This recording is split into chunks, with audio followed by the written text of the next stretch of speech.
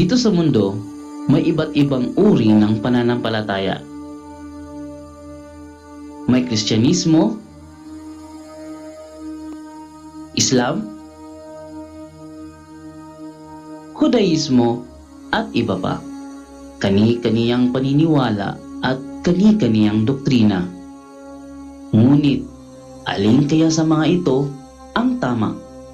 Handa na ba kayong samahan kami upang mag-imbestiga?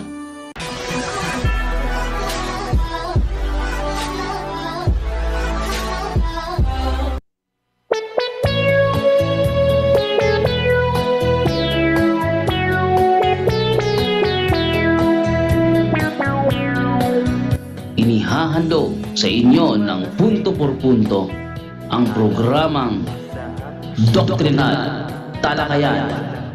Ito ang programa kung saan papasukin natin ang pinakaloob-looban ng isang doktrina o paniniwala kung ito ba ay mali o tama.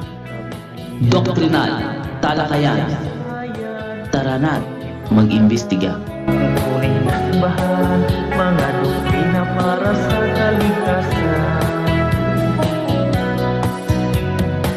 Hello, good evening sa lahat ng mga nakaantabay ngayon ito sa ating live sa Punto por Punto. Di kayong gabi, debate commentary po muna tayo. Wala muna tayong testimony night dahil supposedly sana pahinga muna kami ngayon dahil hindi ko akalain na maaga matatapos ang debate. Sa pag-aakala ko kasi ano siya, comparative debate. Sa side ni Brother Wendell is ang Trinity at sa side naman ni Bashir Sakaging is ang Tauhid. Akala ko nasa first round pa lang sila pero yun na lang pala yun. Akala ko may round 2 pa, wala na pala kasi pinakinggan ko yung ano nila sa buong pag-aakala na ang talagang ano ko talaga estimate ko matatapos siya alas 11 ng gabi. Kasi ano comparative debate ang mangyayari. Titindig sa Trinity at titindig din sa Tauhid. Pero hindi pala umabot ng alas 11 kasi one round lang pala. Pero bago muna yan, tayo magpatuloy sa ating pagbigay komentaryo sa naturang debate. Mag-opening prayer po muna tayo, yung pinakamahalagang bahagi ng ating programa. Sa ngalan ng Ama, ng Anak at ng Espiritu Santo. Amen.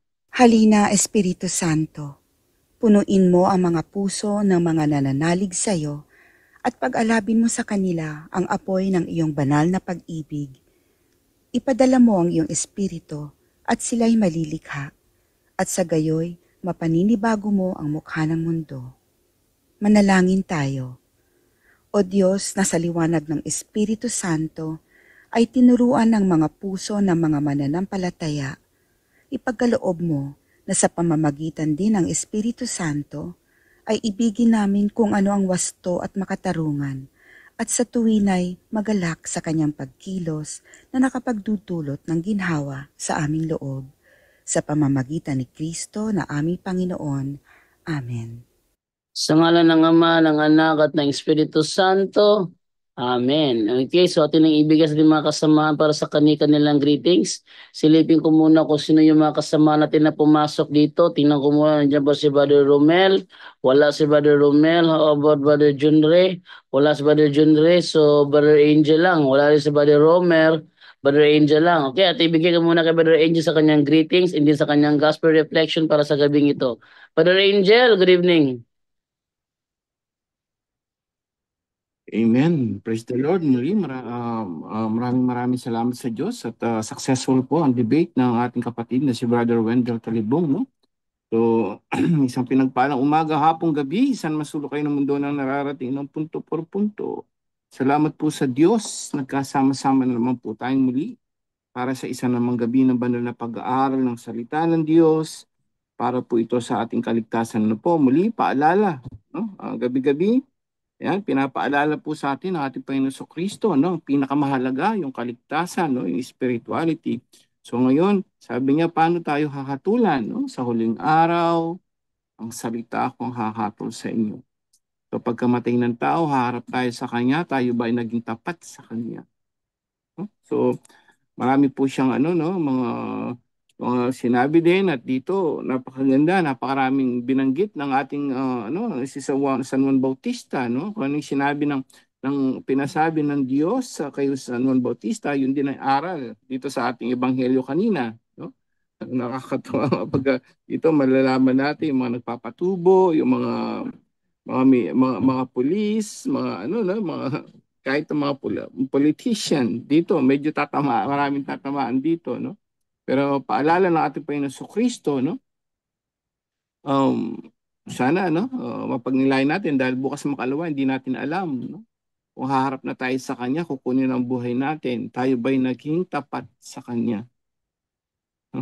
Medyo ako rin sa atin po lahat to, no? Pagnilayan natin yun.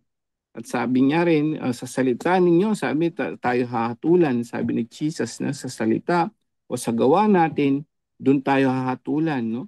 Kung ito pa yung magaganda yung mga salita natin sa kapwa o yung mga gawa natin sa kapwa, ito po ay hahatol sa atin. No po? Ngayon po, dumako na po tayo agad-agad sa ating ebanghelyo. Ngayong araw ng linggo, ito po yung ayon kay San Lucas, no? Chapter 3, verse 10 to 18, no po? Pagnilayan po natin makinig ang may pandinig. Nung araw na yun, tinanong siya ng mga tao, kung gayon, ano po ang dapat nating gawin? Kung mayroon kang 2 baro, bigyan mo ng isa ang wala. Ganyan din ang gawin ng mga may pagkain, tugon niya. Dumating din ang mga publikano upang pabautismo at itinanong nila sa kanya, Guro, ano po ang dapat namin gawin? Sumagot siya, huwag kayong sumingil ng higit sa dapat singilin. Tinanong din siya ng mga kawal, at kami, ano naman ang gagawin namin? Huwag kayong maghihingi kanino man sa pamamagitan ng pamimilit o ng pagpaparatang ng di totoo. Masiyan kayo sa inyong sahod, sagot niya. Naghahari sa mga tao ang pananabik sa pagdating ng Mesiyas at ang akala ng marami si Juan ang kanilang hinihintay. Kaya't sinabi ni Juan sa kanila, binabautismuhan ko kayo sa tubig, ngunit ang darating na kasunod ko ang magbabautismo sa inyo sa Espiritu Santo at sa apoy siya'y makapangyarihan kaysa sa akin. At hindi ako karapat-dapat magkalag ng tali ng kanyang panyapak. Hawak niya ang kanyang kalaykay upang alisin ang dayami. Titipunin niya ang trigo sa kanyang kamalig. Ngunit ang ipay susunugin sa apoy na di namamatay kailanman. Marami pang bagay ang pinangaral ni Juan sa mga tao sa kanyang paghahayag ng mabuting balita. Mga kapatid, ito po mabuting balita ng ating Panginoon. Pinupuri ka namin, Panginoong Heso Kristo. Yan, no? Alam ko marami na po nakapagsimba ngayong araw ng Sunday. No? Ngayon po ay ginugunita natin ang Gaudete Sunday. Ano ba yung ibig sabihin ng Gaudete? Is Latin word for joy, no? So kagalakan, no? Kaya sinindihan natin kanina yung pangatlong kandila, no po? So joy, actually pag tiningnan mo po yung unang pagbasa, no, at pangalawang pagbasa, mapapansin natin doon. Actually yung parang pag-uusig, no? Even sa unang pagbasa, hanggang dito sa Aklat ng Filipos, nung inuusig si Apostol Pablo, no? Ang iniisip natin, bakit paano naging joy? Ito na, no? So paano maging kagalakan? Ang mga unang pagbasa at pangalawang pagbasa ay tungkol sa pag-uusig. At dito naman, sa Ebanghelyo, ganun din, no? Ito yung mga pagbibigay, ito yung mga Ngayon, kung may mga problema yung mga tao, baka sabihin natin, Brad, paano tayo magiging masaya kung problemado tayo, may sakit, no? May karamdaman, may mga walang pera, yung iba, no? Ang daming pinagdadaanan. So ito, pagkalalalimin natin ang pagbasa ng ating ebanghelyo, kapatid, at ng araw ng kagalakan, anong connection nga ba to na puro paghihirap yung una at pangalawang pagbasa? Bakit po nagiging kagalakan siya?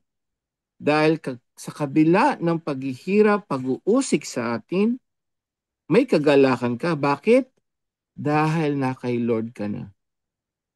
Amen? So anuman ang pinagdadaanan mo ngayon, kung alam mo nasa Diyos ka na kay Lord ka na, babaliwalain mo lang yan. Bakit? Alam mo, ang tunay na kagalakan ay hindi rito sa lupa.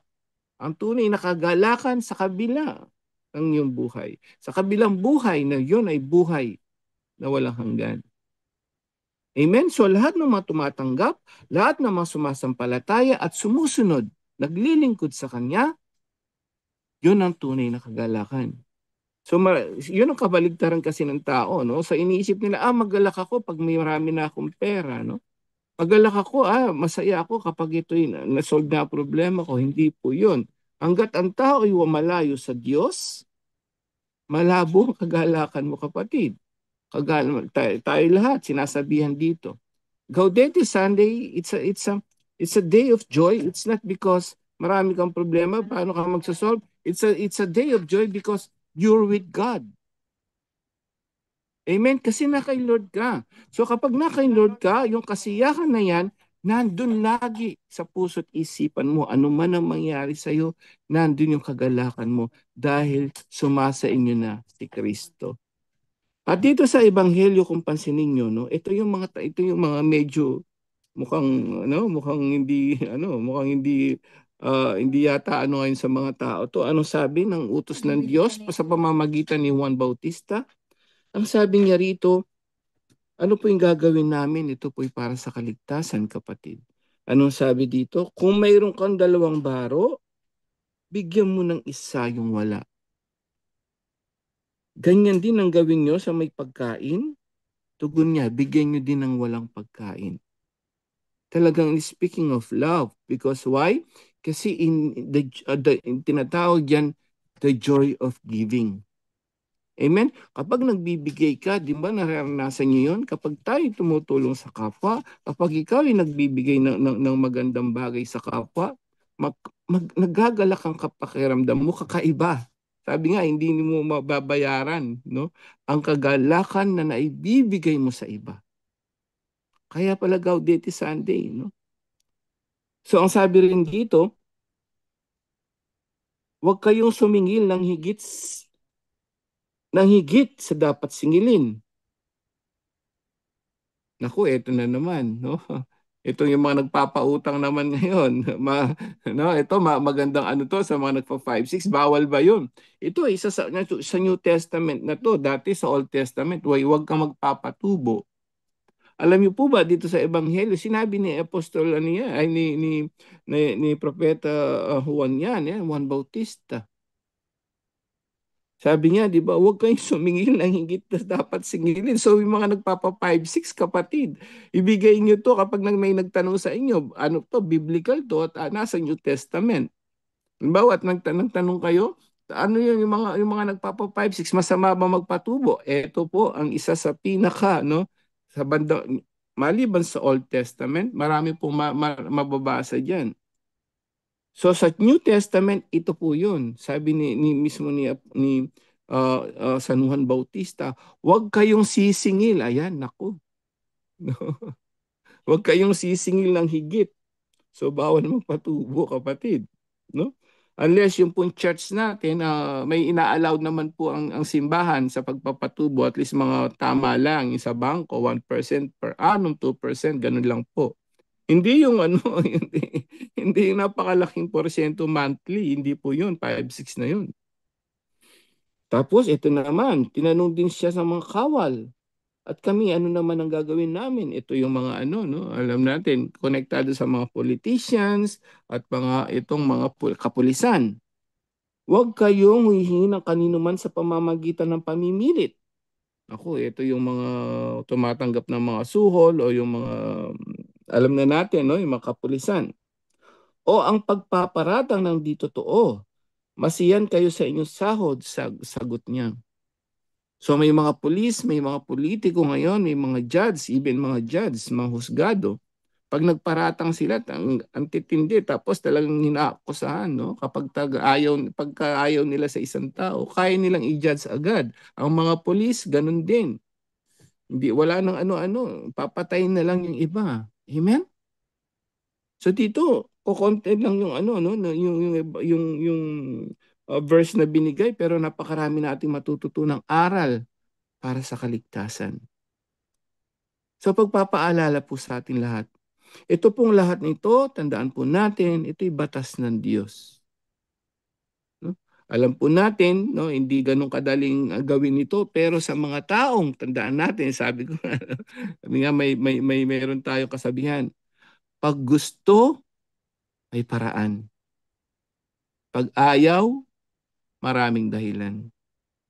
So the joy of giving, ito yung sinasabing Gaudete Sunday, whatever situations you have right now, anuman ang nangyayari sa buhay mo ngayon, magalak ka kapatid. Bakit? Lagi ko rin iniisip yun kapag may pinagdadaanan, ay, na kay Lord na ako. Ano pang hihingin mo, di ba? Saan manggagaling ang kaligayahan? Sa pera, sa politika, sa posisyon, at kung ano man yan, o halimbawa pagbabago ng asawa mo, ng anak mo, na doon ba yung kaligayahan? No. Para makumpleto ang kaligayahan mo, kapatid, ang tunay na kaligayahan ay nasa Diyos lamang. Kapag ikaw na kay Lord na, anuman ang darating sa ating buhay, lagi nating iisipin, basta't ako, na kay Lord na ako. Amen? Yun lang po, naway marami tayong matututunan ngayong gabing ito at naway gabayin tayo ng Banal na Espiritu, no? Sa ating tanungan portion ngayong gabing ito. To God be the glory. Salamat po. Back to you, Bro Jando, and ihanda nyo na po yung mga komentary at mga tanong ninyo ngayong gabing ito sa punto por punto. Bro Jando? Okay, thank you sa iyo, Brother Angel. At okay, magbigay tayo ng, wait lang ha, i-double check ko muna kung nandito na ba sa loob yung ating ibang kasamahan sa Zoom. Kung pumasok na ba sila, Brother? Wala si Romel at saka si Romer. So, Junre, wala rin. So, tayong dalawa ito, Brother Angel. Bigyan tayo ng debate commentary. Ano yung komento mo doon sa nangyaring debate ni Brother Wendell kanina at saka ni Bashir Sakaging? Ikaw muna, Brother Angel. Okay. So actually hindi ko na ano yun, ngayon ko lang yun yung iba na i-replay, no. Ang isang napansin natin doon, ang isang napansin natin tungkol doon sa isang sinabi niya na sabi ng katikisim ninyo, natawa ako doon na ang mga Muslim may kaligtasan. Diba, sabi niya, hindi. Bandang huli ko na yun na pero nung ni-replay ko doon sa bandang una, Bro Jando, binanggit na pala ni Bro Wendell yun. Na outside the Catholic Church, there is no salvation. Ngayon, yung huli kasi narinig ko yun. Nagtataka naman ako, binanggit na pala ni Bro Wendell yung katikisim natin na mayroong siyang side notes talaga yun. So, inulit niya yung bandang huli, sabi ko, hindi nakikinig to Hindi nakikinig. Masaya pa siya. Actually, ginagamit niya ng mga Iniisip nila yung pag sinabing outside the Catholic Church, I mean, yung sinasabing even the Muslim may be saved, hindi nila naintindihan yung mga walang nakakaalam at hindi nakarinig sa tunay na relihiyon. Hindi nila naintindihan yun. So, daming gumagamit doon. Talagang outside the Catholic Church, there is no salvation unless it's true no fault on their own. Ano ibig sabihin nun sa mga nakikinig ngayon? Ibig sabihin ng katikisim na yun, yung mga hindi nakarinig. Bawa, Muslim ka, walang Catholic doon, wala lahat, hanggang nakamatayan mo. Talagang sa Diyos ka lang. Siyempre, hindi ka sumusunod sa pagpatay, di ba? Yung mga ano nila, wala kang maraming asawa, yung mga ganon. Kapag Muslim ka, may pwede kang chance maligtas kung yun may condition No fault on their own. Ano ibig sabihin nun? Hindi nalaman nila nalaman yung Catholic Church Grabe. So nakakatakot, lagi nilang binabanggit 'yon at nakakatakot yung mga turo nila, no? So at ang pangalawa pa rito, ang ang mali pa na nakikita natin, tingnan mo, no, nagko-quote sila sa Bible verse. Quote sila ng quote ng Bible verse at ang sinabi na daw ni ating Panginoon Kristo na iisa lamang ang Diyos. Pansinin mo, dadalawa verse ang binigay niya sa Biblia, samantalang napakakapal ng Biblia. Sabi ko sa isip-isip ko, tingnan mo to, no? Namimili ng mga verse, yung pabor sa kanila. Pero yung mga ibang verse na nakalagay ang ating Panginoon Kristo ay Diyos, hindi nila binabanggit yon. Napansin mo, Bro Jando, no? Oh, Hindi sila babanggit ng maraming talata sa New Testament na si Jesus ay Diyos. So, namimili. Nakakalungkot lang, no? Let's keep praying for them. Sa lahat ng po nakikinig ngayon, no? Ipanalangin natin sila. Talagang nakakalungkot, no? Doon pa lang sa mga aral nila, actually, focus siya doon sa alal lang eh. Pero pagdating sa aral din, napakaraming nakakatakot na aral. Yun nga, no? Marami ko nabasa. Those who doesn't believe in Allah, no? Actually, slay them, kill them. Talagang nagtuturong pumatay. Biblia po, walang ganun. No, ibigin nga ang kaaway ng Biblia eh. Ang layo. Sa kanila daw yung kaligtasan. Paano ka maliligtas nun? Sabi ng Biblia natin, napakaganda.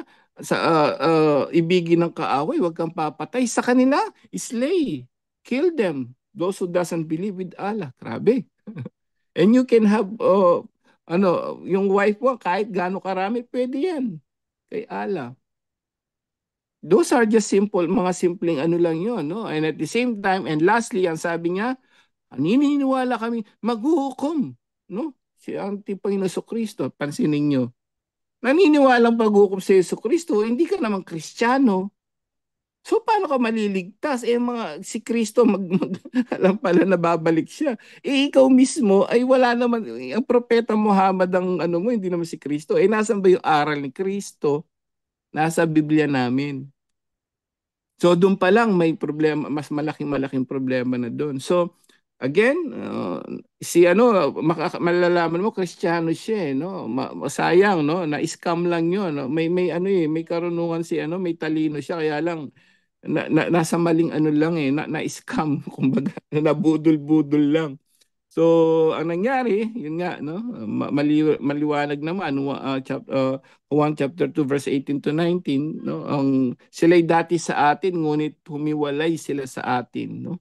So, yun nga, no? Nakinig sila doon sa mga may matatamis na dila na talagang ang demonyo gagamit talaga ng mga tao para talagang i-deceive yung maraming tao. Napakarami yan. Actually, billion sila. Billion.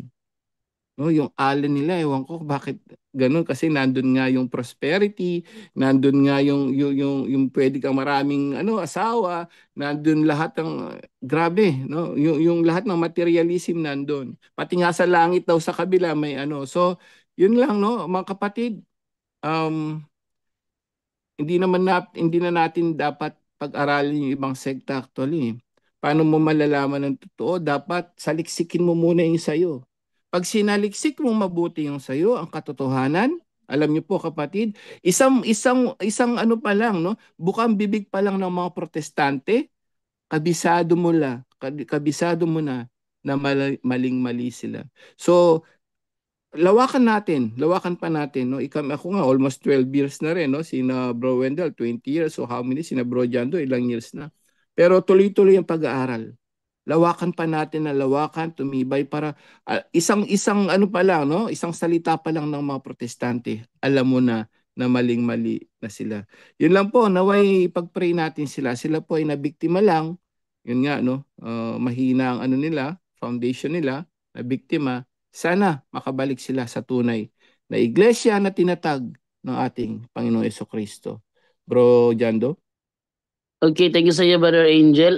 Tinitingnan ko dito yung yung ginamit nila na catechism. Ito yung nasa Catechism of the Catholic Church 841 kung saan ayon pa dito, the church relationship with the Muslims. The plan of salvation also includes those who acknowledge the Creator. in the first place, amongst whom are the Muslims. These profess to hold the faith of Abraham, and together with us they adore the one merciful God, mankind's judge on the last day. Sabi nila dito is may kaligtasan daw ang Muslim. Ang ginagamit niya, CCC 841. Ang sabi dito, may kaligtasan ng Muslim kung naniniwala sa Creator. Kaso meron siyang footnote number 330. Okay, yung footnote 330 ayon naman dito mismo sa naturang CCC, ito ay referring sa Lumen Gentium number 16. So, yung Lumen Gentium number 16, ano bang nakasulat doon? Ito sinasabi sa Lumen Gentium number 16. Basahin natin ano? Sabi ganito. Finally, those who have not yet received the gospel are related in various ways to the people of God. In the first place, we must recall the people to whom the testament and the promises were given, and from whom Christ was born according to the flesh. On account of their fathers, these people remains most dear to God. For God does not repent of the gifts he makes, nor of the course he issues. But the plan of salvation also includes those who acknowledge the Creator. In the first place, amongst these, there are the Muslims, who professing to hold the faith of Abraham, along with us adore the one and merciful God, who on the last day will judge mankind. Nor is God far distant from those who in shadows and images seek the unknown God, for it is He who gives to all men life and breath and all things. And the Savior wills that all men be saved. Those also can attain to salvation who through, ito yung sinasabi ni Brother Angel, through no fault of their own, do not know the gospel of Christ or His church, yet Yun. sincerely seek God and move by grace, strive by their deeds to do His will as it is known to them through the dictates of conscience. So ito pala through no fault of their own. Hindi nila alam yan. Ginamit yan yung Oh, sino ba yun? Yung kilalang kilala din na Muslim na ni Bro Melchor, tsaka yung kilalang kilala. Ginamit niya yan. Pero hindi niya alam yung konteksto. Ayan yun, yung paliwanag. through no fault of their own, do not know the gospel of Christ or His church. Pero alam ng mga Muslim ang iglesia niya. Actually, doon sa Ozamis, nakaharap namin doon si Alimuddin Bantila nung nabubuhay pa yon. Inaamin naman niya na ang Romano Katoliko ay tatag ni Jesus Christ. At sinasabi niya yung mga nakakatunggali namin mga Sabadista, wag na kayo maraming ek-ek dyan kasi ang totoo niyan, si Jesus Christ talaga ang founder ng Romano Katoliko, Iglesia Romana. Kaso nga lang, may mga patutsada din doon sa Alimuddin Bantilan na Iglesia Babylonia kasi daw yung Roma daw na yung Babylonia daw sa unang Pedro 5:13 is referring to Rome. So pwede raw sabihin daw na Iglesia Babylonia tatag ni Jesus Christ, sabi ni Alimuddin Bantilan. Pero ganun pa man, naamin naman niya na ang Roman Catholic Church was truly founded by Jesus Christ. So, ang tinutukoy dito is do not know the gospel of Christ or His church, yet sincerely seek God and move by grace. Move by grace. Ibig sabihin, pag sinasabing move by grace, ito ay namumuhay ng tama, mapagkumbaba. Pero yung ating mga nakakasalubong, nakakatalaya, kalayang Muslim, wala namang magpakumbaba sa kanila. Lahat sila pataasan sila ng hangin, yung ating mga nakakatunggali ng mga Muslim. Sabi dito is, nor does divine providence deny the help necessary for salvation to those who without blame on their part have not yet arrived at an explicit knowledge of God. With His grace strive to live a good life. To live a good life. No, wala siyang blame sa kanyang part. Wala siyang mansa sa kanyang part. Wala siyang bahid ng pagiging sobrang makasalanan. Nakakasalanan naman talaga yung tao. Bro, Yung Jando, yes. narinig ko yung nakalagay dyan, not yet read explicitly. Ano ibig sabihin nun? Ibig sabihin nun, hindi nila nabasa, hindi na nila nakinig. Letra po letra, yung tungkol sa Iglesia Katolika, sila yun. Oh, Yung walang yun. nakakaalam.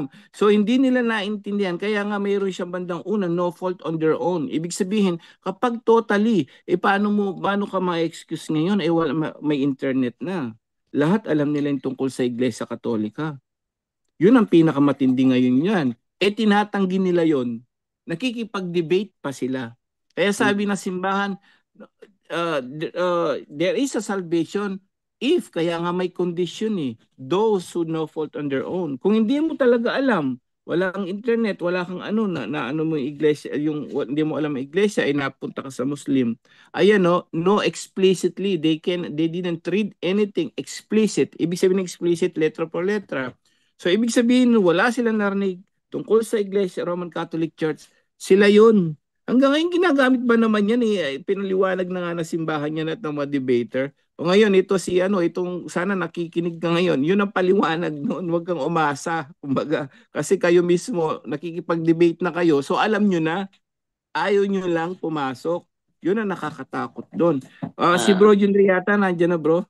So hindi sila kasali doon kasi sila ay nakikipagdebate pa Nakarinig nga. Yun nga, yung to no fault on their own, walang kasalanan sila. No, didn't read any explicitly. Ibig sabihin, wala silang narinig talaga, wala silang nabasa. Inosente nga sa Roman Catholic Church, may chance yun, namuhay ng kabanalan, namuhay ng Diyos.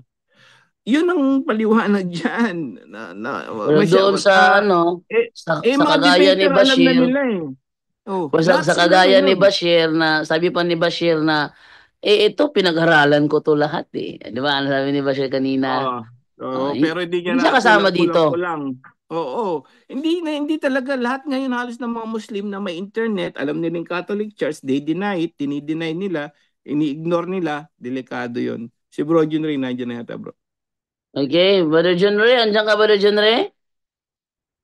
Good evening. Ito tingnan ilang Sure. Sure. Nag-live na ako kasi sabi mo kagapon walang punto por punto ngayon. Oh, wala. Kaso nga lang kasi ang pagsabi kasi Brother John kasi is comparative debate. At pinakinggan naman natin yung debate kanina. Akala ko round 1 pa lang 'yun. Kaya nga ang bilis tapos wala palang sikan tanungan? Akala ko round 1 pa lang 'yun kasi never ko narinig nagpatunay si Bashir sa tauhid. Ayun na nga sinabi ko dito kaganina. Ano sabi walang napatunayan. Walang pinatunayan. Puro lang wala siyang akala ko round 1 pa lang talaga 'yun pero sa totoo lang ang in-schedule ko sa Zoom is from 5 p.m. to 11 p.m. Sa pagkakaakala ko na dahil comparative yun, ibig sabihin, dalawa topic, Tauhid at saka Trinity. So, sa pagkakaala ko, based sa nangyayari kasi, nire-rebat lang ni Bashir Sakaging yung side ng Trinity, yung divinity of Christ, yun lang yung nire-rebat niya. Wala ko nakita na pinatunayan niya yung Tauhid. Wala. So akala ko pumunta na sa may Diyos bang tinuli? Ano pa naman din yun? May Diyos bang tinuli? May ang pagkatao ni Kristo, yun ang nabanggit nila.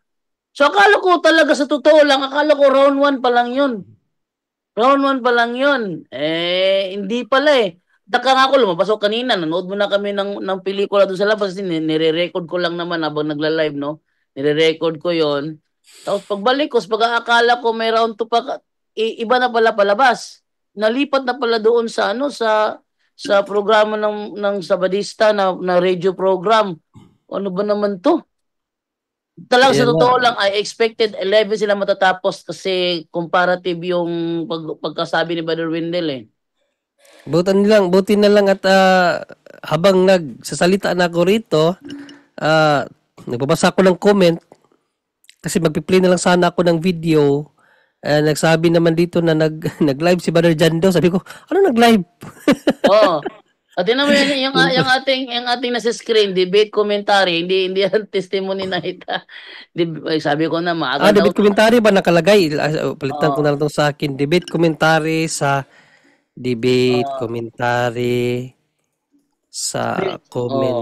commentary. Debate commentary ba? Commentary to. Commentary Mm. sa nangyaring debate ni Pro Wendell laban kay Bashir ng Islam. Mm. Ayun, no? So, mga kapatid, ang sa akin naman, na-share ko na yung view ko kanina, Brother Jando, na kahit ako dito, bro, napasigaw ako kasi nga, ganito, no? Pinapakinggan ko yung latag ni Brother Wendell kung paano niya i-deliver yung ang kaniyang proposition, ang kaniyang pagiging affirmative. So, actually, sinimplihan lang ni Brother Wendell para mas madaling maunawaan, sinimplihan lang niya. No, kasi mahilig sila sa Biblia, kaya dinirekta ni Brother Wendell na ang authority ng katuruan natin ay wala sa Bible, simbahan. So, napaka simpleng pa. Kasi ako, ganun din ako para hindi maging komplikado ang isang bagay, simbahan talaga. Kasi hindi na nila pwedeng hanapin saan sa Biblia. Sinabi ng simbahan no? So, isa yon sa nakita kong puntos ni Brother Wendell na well explained.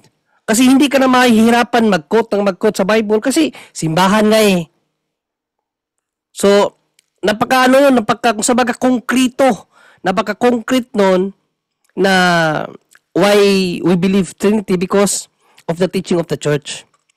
No, and then, kinumpara niya, kasi Trinity at Tauhid nga tapos kinumpara niya yung Tauhid, no, sa Trinity na katuruan natin, alin ang dapat paniwalaan. So, nagtayo si Brother Wendell ng bahagya, no, kasi hindi mo naman kinakailangan talagang itayo kasi napakalawak ng usapin ng Trinity. No, so nagtayo siya, basta may tayo lang niya yung topic, and then kinumpara niya agad sa Tauhid at binira niya agad yung Tauhid. So, sa madaling pagkasabi, na kompleto ni Brother Wendell ang kanyang proposition. So, dito tayo ngayon kay Bashir, no? So, nakinig ako sa mga tanong ni Bashir. Actually, sa tanungan nila, may mga times na nawala silang dalawa sa topic, no? Pero okay lang 'yon, nabalik din naman. Pilit kinokonik ni Brother Wendell sa Trinity yung sagot. So yun ang nakita ko doon. Pero mayroong ginawa si Bashir na yun ang nagpaipit sa kanya na para sa akin kahit na wala sa topic na ipalabas ni Brother Wendell na yung tuligsa ni Bashir about sa atin, naibalik sa kanila. At hirap na hirap si Bashir kung paano niya takasan kasi hindi siya tinantanan ni Brother Wendell, pinukpok siya doon na parang pako. Kawawa. No, kasi ganito ganito ang nangyari. Nung si Bashir nang nag-stand, imbis na magtayo siya sa kanyang paksa na Tauhid ang dapat paniwalaan, hindi Trinity, saan siya pumunta? Si Maria, ginawang Diyos ng Katoliko. Oo, tama. Saan siya napunta? Ginawa ng Katoliko si Maria na Diyos dahil daw sa sinabi ng isang pari na binasa niya, may nakalagay, pagsamba kay Maria. So, yun ang isa sa kanang nasabi niya. No, na si Maria ginawang Diyos ng Katoliko dahil mayroong nabasang pagsamba. Kaya nagustuhan ko kay Brother Wendell yung tanong niya kahit na wala sa topic. Kasi based yun sa pangunta sa sinabi ni Bashir. Kasi sa kanila palang Quran, may komentary na ang mga Muslim din nagsamba kay Muhammad. At hindi siya sumasagot sa tanong ni Brother Wendell. Kaya nga, Kung Brother ito John ba Do. ay present tense o past tense? Oo. Kaya doon ko nagustuhan kasi Oo. ang naging palusot ni Muhammad, komentaryo yan eh. Hindi yan Si ang Ana aral ng Basher. ano. Pero Di ba siya? nakalimutan niya na yung binasa niya sa ano ng pare lang din na nagsabi doon. Basahin lang din yan basahin lang yun ng Aklat Katoliko.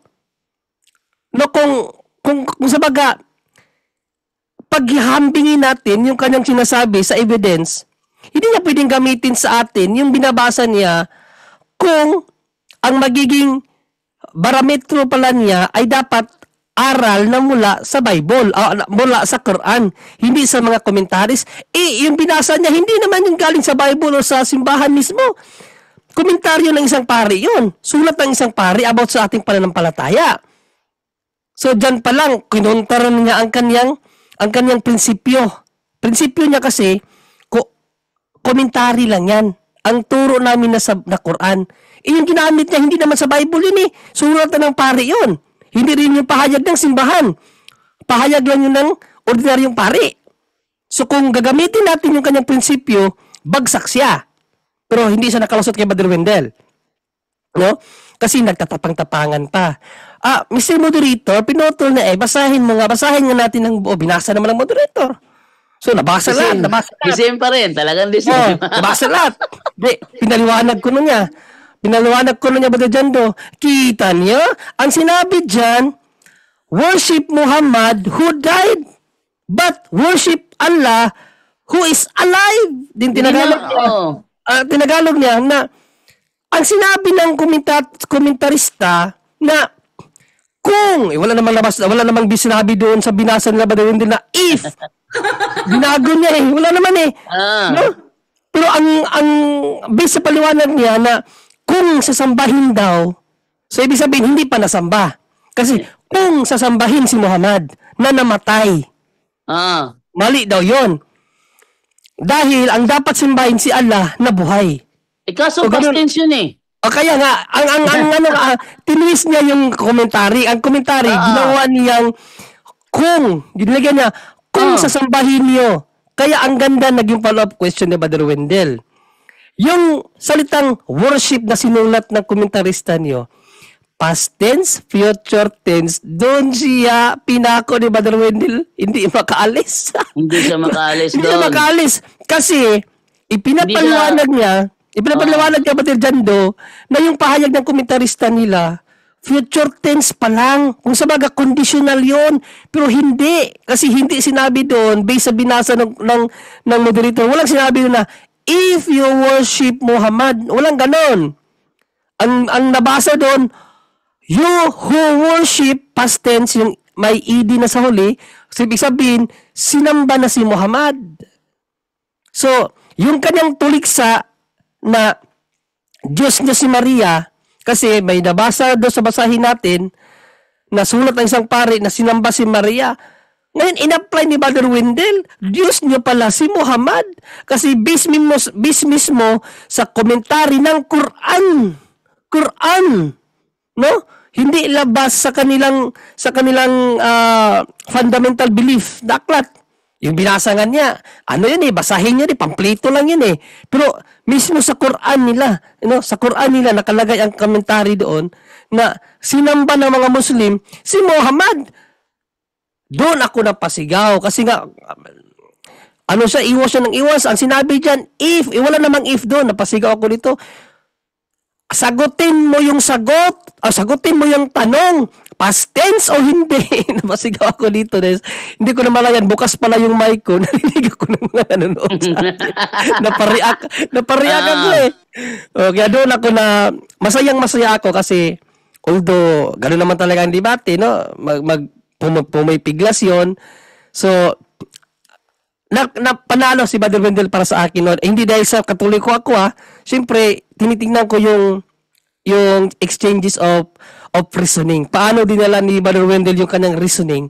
At doon sa question niya about kay yung bang Diyos na nagpakita kay Abraham, si Yahweh ba yun? Of course, wala namang ibang Yahweh Ah. na binabanggit sa Bible, ang Diyos na binabanggit sa Bible, sa Yahweh lang naman. Ang ginagawa niya kasi, kung anong talata na ginagamit niya o yung sinabi na Brother Wendell, doon lang niya pinupukpok, hindi na siya nagbabasa sa ibang pang revelation. Doon kasi sa Genesis 18:1, prefiguration 'yon. No, na yung nagpakita kay Abraham, yung tatlong persona nagpakita, prefiguration 'yon sa Diyos na may tatlong persona. Tama si Brother Wendell doon. No? Pero hindi 'yon literal na yung tatlong persona na 'yon ay yun yung Ama, Anak at Espiritu Santo. Ang literal na nagpakita doon si Panginoong Jesucristo, ang anak. Yung dalawa, anghel lang yun. Yung dalawang anghel. Pero nire-representa yung dalawang ibang persona na hindi nagpahayag sa laman. So, yun ang ano doon. Pero, Diyos yun. Yun ang sagot ni Brother Wendell na sinamba nga eh. No, sinamba nga eh. Ibig sabihin, hindi ordinaryong mga nilalang yun. No? Kasi, binifigure out yun kung sino yun. Kung ano ang Diyos kung ano ang tunay na Diyos. Ang tunay na Diyos may tatlong persona. Pero yun nga lang, ang ginamit niyang argumento, walang sinabi dyan. Bakit dyan siya mag-focus sa panahon ni Abraham, siya na rin mismo nagsabi na hindi ibinigay ang pangalan ng Diyos kay Abraham. No? Diba? Sabi niya ba dyan do? Hindi ibinigay kay Abraham ang pangalan ni Yahweh. Hindi porket hindi ibinigay, hindi na yun si Yahweh. Si Yahweh pa rin yun, hindi lang ibinigay. Saan ibinigay? Doon kay Moises. Exodo 3:14-15 na ang kanyang pangalan ay si ako nga or si Yahweh. No, at ang pangalan na yan ang itatawag sa akin magpakailanman. Doon ibinigay ang revelation kay Moses. Yahweh ang pangalan. Pero hindi yan nangangahulugan na ibang Diyos yung nagpahayag kay Abraham. Parehas lang din yun. Kasi bago ipinahayag ng Diyos kay Moises ang kanyang pangalan, ano ang sinabi ng Diyos kay Moises? Ako ang Diyos ni Abraham, Isaac, at ni Jacob. Kaya parehas lang ang Diyos na yon. Oh. So, ano talaga? Tawag ito yung simentadong argumento ba? Simentadong argumento ang ginamit ni Bashir doon patungkol sa kung ang Diyos ba ni sinasamba ni Abraham ay si Yahweh. Of course, yes. No? Hindi mo pwede sabihin na hindi si Yahweh yun kasi lalabas, meron palang ibang Diyos sa Bible. Pero, masaya ako. No, masaya ako dahil talagang natindig ni Brother Wendell ang kanyang paksa na ipaliwanag niya ng simple lang. No, hindi na kino-complicate kasi napaka-lawak kasi ang usapin ng Trinity. No? Kaya based sa kanyang argumento, teaching of the church, pasok 'yon. And then nung si Bashir nang nagtayo, 'yun nga napunta si Maria ay Diyos, si Kristo ay tao, Diyos ay tinuli. Ano pa yung pinagsasabi niya kanina? Wala siyang naitayo tungkol sa pinag-uusapan nilang paksa kung alin ang dapat paniwalaan. Trinity ba o Tauhid? Yan lang, Brother Jando, ang ating komentary dyan muna, Brother Jando. Okay, nandito ako. Hinahanap ko yung time dito sa debate ni Brother Wendell Talibong at saka ni Ibrahim Romas, yung sinabi ni Ibrahim Romas na may mga Muslim talaga sumasamba kay Muhammad. Kasi contradiction yun sa sinabi ni kanina ni Basil sa Kaging kanina. Correct. Oh, sinabi talaga dito ni hinanap ko yung time nga Nagse-searching ako dito saan ko ba mahanap yung yung tanong na yon na tinanong siya ni Brother Wendell ng ganon at sagot niya, mayroon din mga Muslim na sumasamba sa balete. O yan, sumasamba sa pera, sa balete, kay Muhammad. Sinabi ni Ibrahim Romas yun. So hinahanap ko yung time na yun kung saan niya nabanggit yon.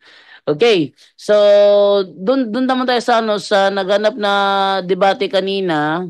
Okay, may napansin kasi ako doon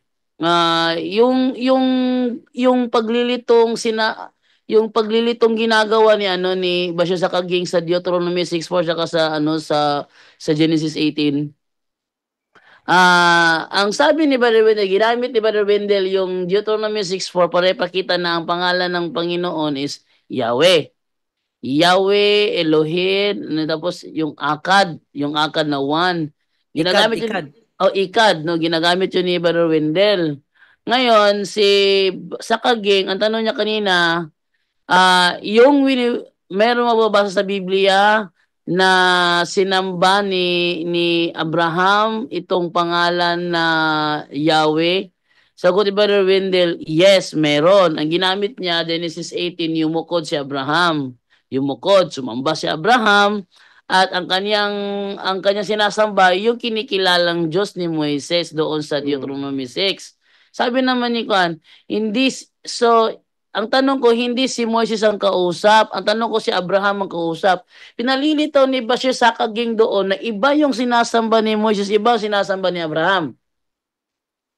Kasi, ang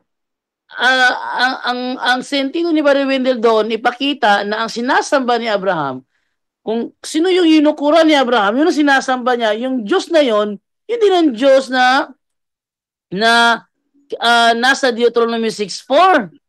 Yung ba? So the same ra, ang Diyos na kinikilala ni Moises at ang Diyos na kinikilala ni Abraham, isang Diyos lang yan. Isang Panginoon lang yan. Yun ang point ni Brother Wendell. Pero ang ginagawa ni Bashir kanina, nirarambol niya, gusto niya na sa Deuteronomy 6:4 mabasa doon na yumukod si Abraham. Tapos sisigaw siya noon yung sinisigaw niya, tapos yung mga fans niya sisigaw din. Mali.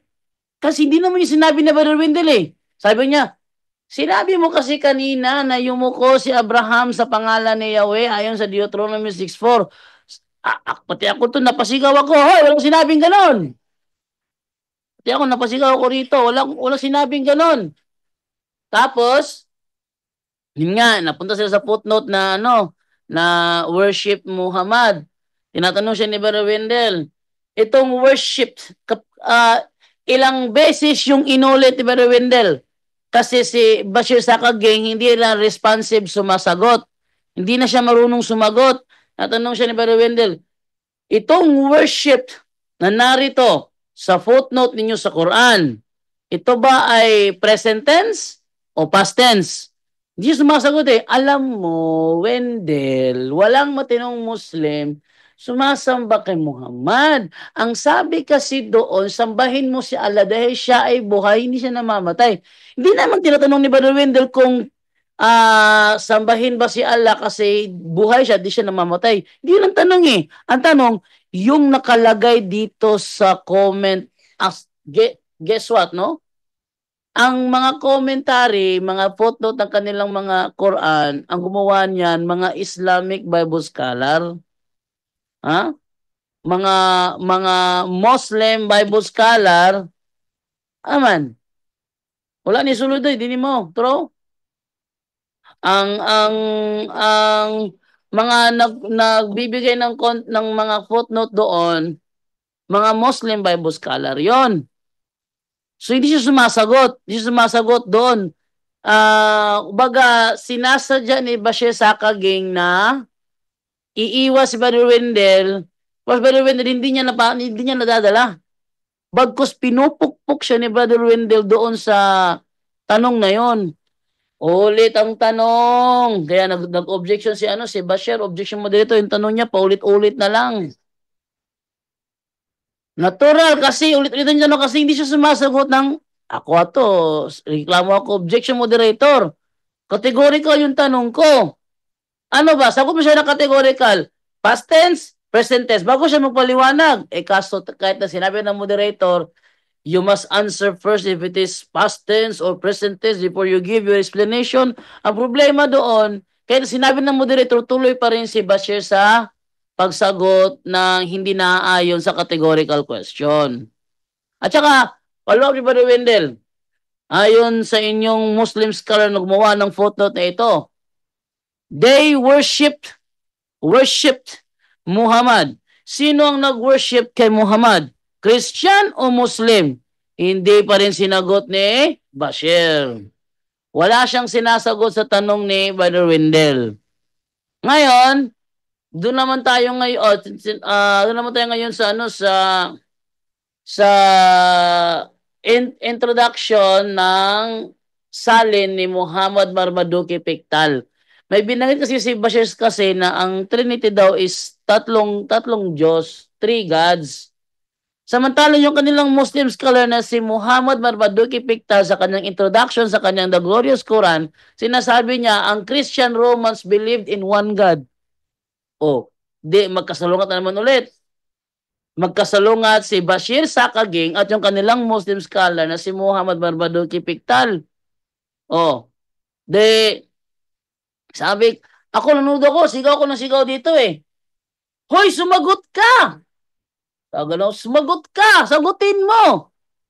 Yung sinasabi ba doon na na ang Christian Romans believe in one God, totoo ba yun o mali yun? Kasi sabi niya kasi ang Trinity daw, three gods. Three gods. Oh. Tapos doon ba sa kanilang Quran, sa 5:72 yata binanggit, hindi ko lang maalala, na si Allah daw is the Messiah, son of Mary. Ha? Wala tayong doktrina, wala tayong turo sa Kristyanismo na si Allah is the Messiah, son of Mary. Wala tayong turong ganon. So, sinabi daw yun ng kanilang Allah sa Quran na hindi mo ba tinuturo na si Allah is the Messiah, son of Mary? So, sabihin, ba't niya sasabihin? Hindi niya alam? Hindi niya alam na walang katuruan na ganon? So, meron pa silang talata sa Quran, hindi ko lang malala, sinabi doon, na si Allah daw ay isa sa tatlo. Isa sa tatlo, si Allah, isa sa tatlo. Kung dito is Allah is the Messiah, son of Mary, meron pa isang talata sa Quran na sinasabi si Allah ay isa sa tatlo. Mali na naman. Meron mo binasa doon si Bashir na hindi, oy Maria, Jesus, hindi nyo ba tinuturo na kayo ay mga Diyos at kayo ay kailangan sambahin? Sumagot daw si Jesus doon, mahabaging Allah, hindi ko kailanman sinabi yan na ako ay sambahin bilang Diyos kasi yung aking ina bilang Diyos. Wala namang sumasamba kay Mama Mary bilang Diyos eh. Meron pa akong narinig kagaling na kay Bashir, sabi niya, nung ipinanganak pa lang si Jesus, nagsabi siya kaagad. Nagsalita doon siya kaagad na ako ay propeta, sinugo ng Allah. Nung pinanganak pa lang daw si Jesus, nagsalita agad si Jesus. Ano ba namang klaseng kabalastugan yan, ano? Grabe. Kakapanganak pa lang, nagsalita na agad. Yeah, fairy tale talaga yung aral nila. Fairy tale. Wala talagang, nako, ako nga, kasi sa ngayon kasi inaaral ko na rin yung aral nila eh. Ang dami ko na nakikita na talagang masasabi mo talaga sa aklat nila na katang-isip talaga, katang-isip. Grabe. Kailangan mo ba naman sabihin, naraming debate natin kay Domer, at tinanong ko siya, sino itong Aaron na sister of Mary? Sabi niya, si Aaron lang magpapaliwanag niyan. Si Aaron lang papaliwanag, hindi pwede yun. Sagutin mo yun. Kasi meron kasi akong Quran Tagalog dito. Sabi kasi dito, yung Aaron daw doon, yun ay Aaron sa panahon ni Maria. Hindi siya kapatid ni Moises. Kundi siya ay Aaron na nabubuhay sa panahon ni Maria. Kaso sister of Aaron. So tinanong ko si Domer, meron ka bang Jewish history o reference na nasasabi na si Maria may kapatid na nangangalang Aaron? Wala siyang naipakita. So wala talaga supporting. Tapos dinideny naman niya na yun daw ay kapatid ni Moises. Pero sa isang talata sa kanilang Quran, sa 66:12 yata yun, sinasabi naman doon na si Mary is the daughter of Imran. Si Imran naman, tatay naman niya ni Aaron tsaka ni Moises. Paano nangyari? Yung Aaron, hindi pala yung kapatid ni Moises. Bakit naging anak siya ni Imran? Diba? Nakapagtataka. Yung nanay niya, asawa ni Imran. Sino ba si Imran? Is the father of Moses and Aaron and Miriam. Kaya nga yung isang footnote doon ni Marmaduke Piktal, na-confuse si Muhammad kay Maria, the mother of Jesus, at saka Miriam, the sister of Aaron. Na-confuse daw siya doon. Kaya kanina, sabi po niya, bakit kasi pinapaliwanag niyo pa yan Trinity? Hindi nga may paliwanag kasi mystery. Para bang ganito? Talagang hindi siya may paliwanag mo basta-basta. Pero pwede mo siya ipaliwanag kahit kapiranggot lang. Hindi pwede. Hindi porket mystery, hindi mapaliwanag, hindi ka nang mapapaliwanag kahit kapiranggot lang. Parang ganito ba? Paano mo sinasabi ngayon sa Mateo 19:5, at si lalaki ay sasama sa kanyang asawa at sila ay magiging isa. Hindi na sila dalawang laman, kundi isa na lang. Dalawang laman. Isang laman na, hindi sila dalawang laman, isang laman na lang daw. Ba't dalawa pa rin nakikita ko? Si nanay nandun sa kusina, nanguhugas ng plato. Si tatay naman nandun sa talyer, nagkukumpuni ng sasakyan. Tapos silang dalawa, isa? Dalawa nakikita ko? Pati yan, mystery yun eh. Pero pwede mo paliwanag. Kahit kapiranggot lang. Na yung kanilang pagkakaisa pala, yun yung sinasabing ekad. Ekad ba yung Brother John Ray? Ekad? Ekad. Ekad. Yung pagiging mag-isang laman ng asawa at saka ng kanyang misis, ang ano doon is ekad ang tawag doon sa ganong klaseng pagkakaisa. Mahirap siya paliwanag talaga kasi paano pa paliwanag? Sabihin mo isang laman, dalawang laman nakikita ko. Sa isang laman, dalawang laman nakikita ko. Talaga misteryo yun. Pero kahit kapiranggot na ipapaliwanag mo naman. The same din doon sa Trinity.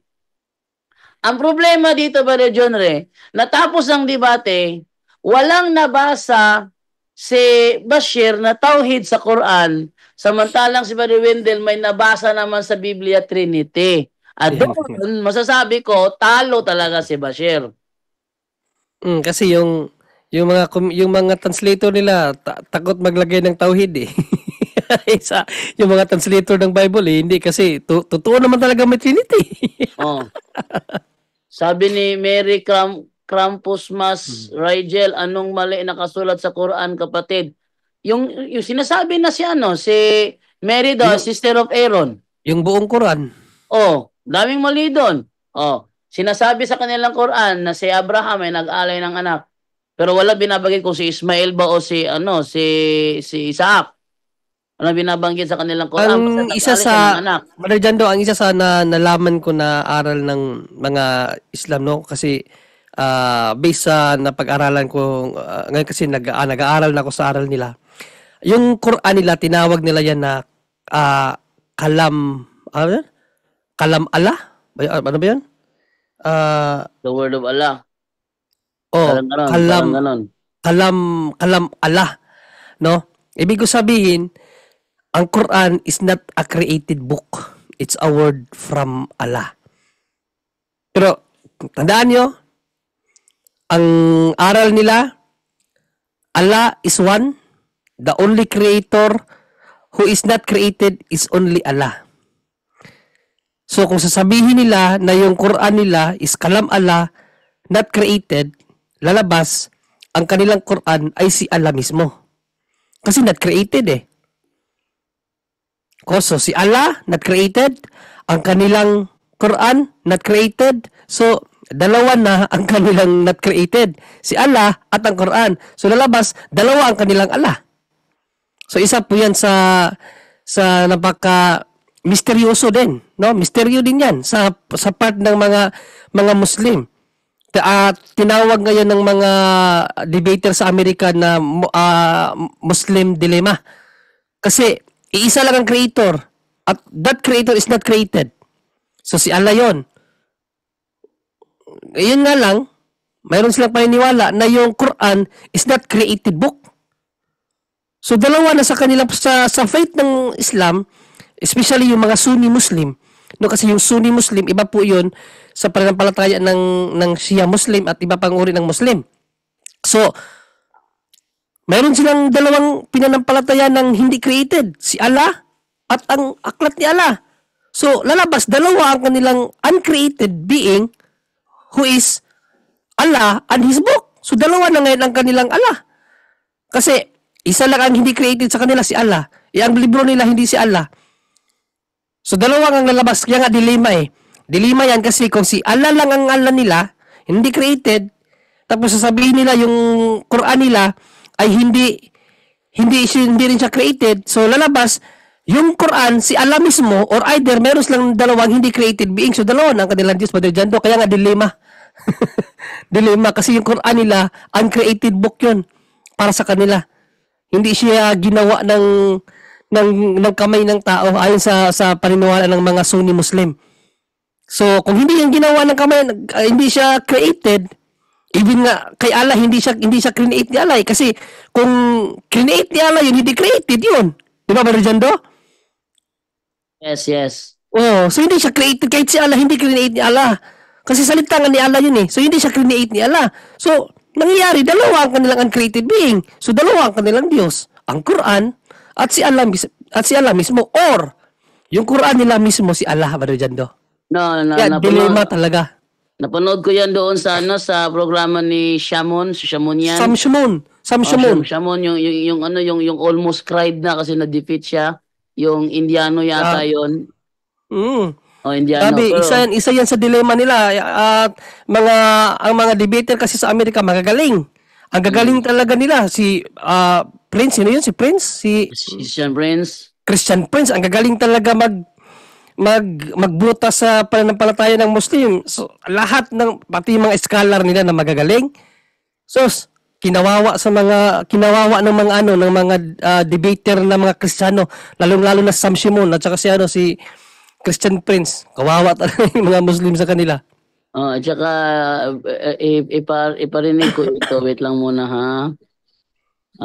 Ito tayo sa part 2. Ito tayo. Ayan. Yan nga.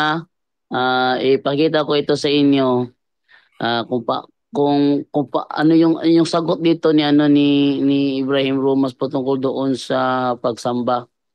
Ito ay ito. Parinig ko lang.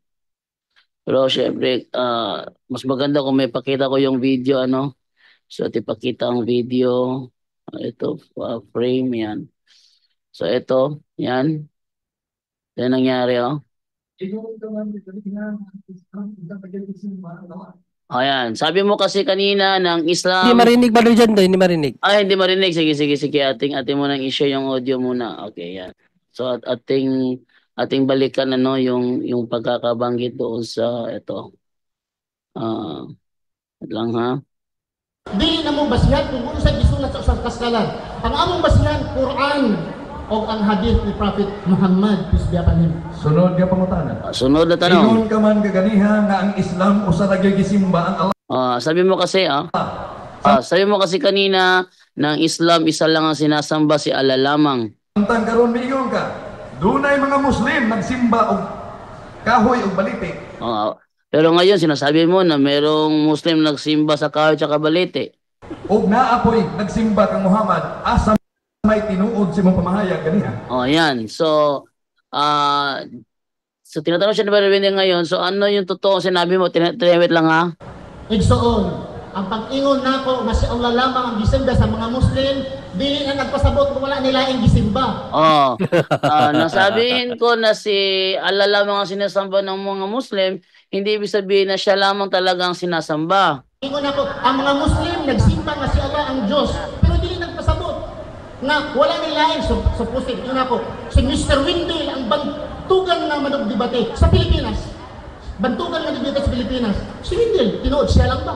Yeah. So ayang analogy niya dito mali. Kasi yung analogy niya, halimbawa sinabi ko si Wendell lamang yung bantugan debater Red hearing wala dyan do. Tapos tapos ibig sabihin siya lang ba? Ang layo doon. Kasi binanggit niya kasi na wait lang hanapin ko lang muna yun ha. Daghang mga debatidor mas maayo pa ni Wendell. Mausap Nga nagsimba kang Muhammad. tinuod so dili ang daghang mga tao nga nagsimba kay Muhammad. Daan pa na nagsimba pa kay Kumini. Daan pa na nagsimba pa kay masking pinsa lang. Pero sa akong gisulti. Talaga inamin lang nasimba kay Muhammad. Yan lang. Ang Muslim nagsimba sa balite. Nagsimba sa balite. Balikan natin yun ha, yung tanong na ni Brother Wendell ha. Sa'yo, tapakan. Sunod nga pangutana. Sunod na tanong. Ingon ka man kaganiha, niabot kag idol. Ang akong pangutana. Wa ba'y Muslim nga nag-worship kang Muhammad? Oh, wala bang Muslim na nag-worship kay Muhammad? Igsoon, daghang mga Muslim, dili lang kay Muhammad. Oh, di inamin ni Ibrahim Romas na maraming nag-worship kay Muhammad. Daghang Muslim na nagsimba sa baliti. Oh, maraming Muslim na sumasamba sa balite. Baliti ha? Nagulugaan sa binaning akin na ang manuga, sumanuga, na binaning suwain yan, binaning suwan yan. At sutukan yan, binaning na dili lang si Muhammad, na ay mga Muslim, musimba o lubong. Oh, may mga Muslim na sumasamba daw sa mga libing. May mga Muslim, musimba o mga larawan. Na Oh, may mga Muslim na sumasamba sa mga larawan. mga Muslim, musimba o kwarta.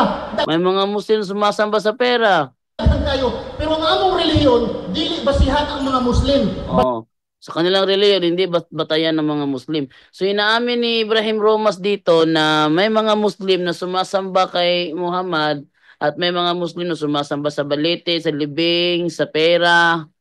Tapos, yung sinabi dito ni Ibrahim Romas, contradict sa sinabi ngayon ni Bashir Sakaging.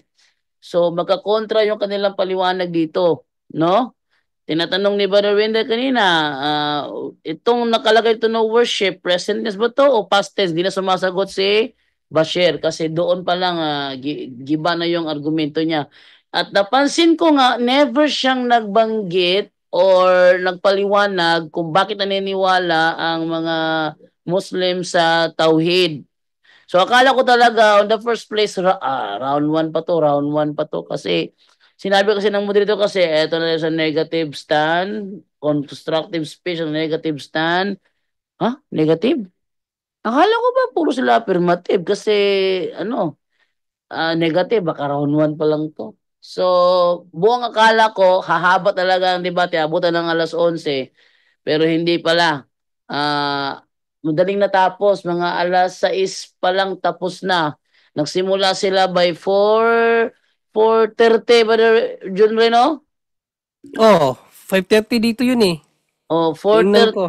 Oh, 4:30 sila nagsimula. Akala ko nga talagang 5. Di pa sana ako magbubukas ng ng Zoom noon kaso nag-chat kayo sa akin na na hindi kayo makapasok. So tiningnan ko yung oras 4:22.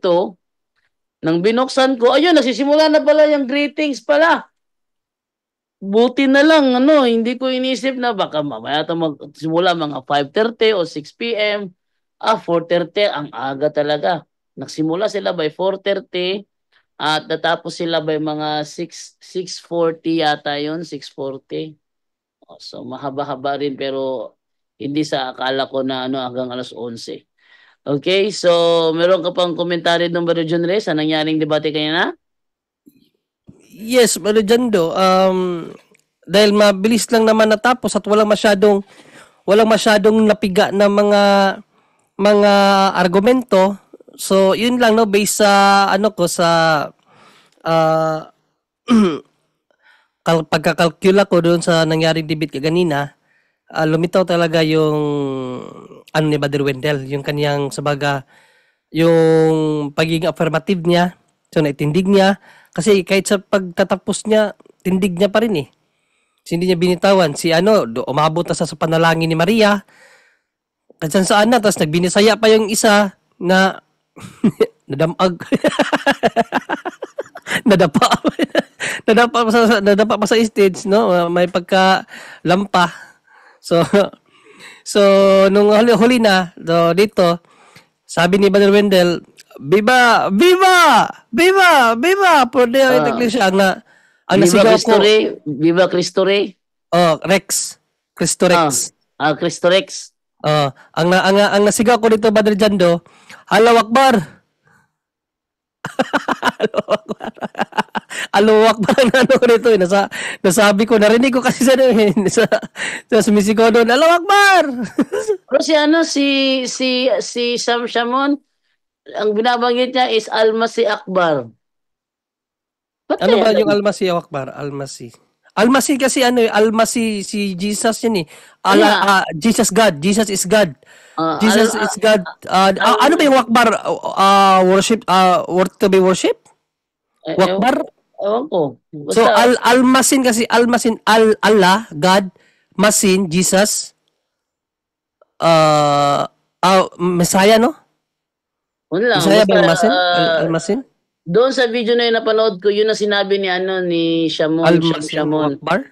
Almasin Wakbar? Almasin Akbar. Almasin Akbar. Di ko pa alam yan ah.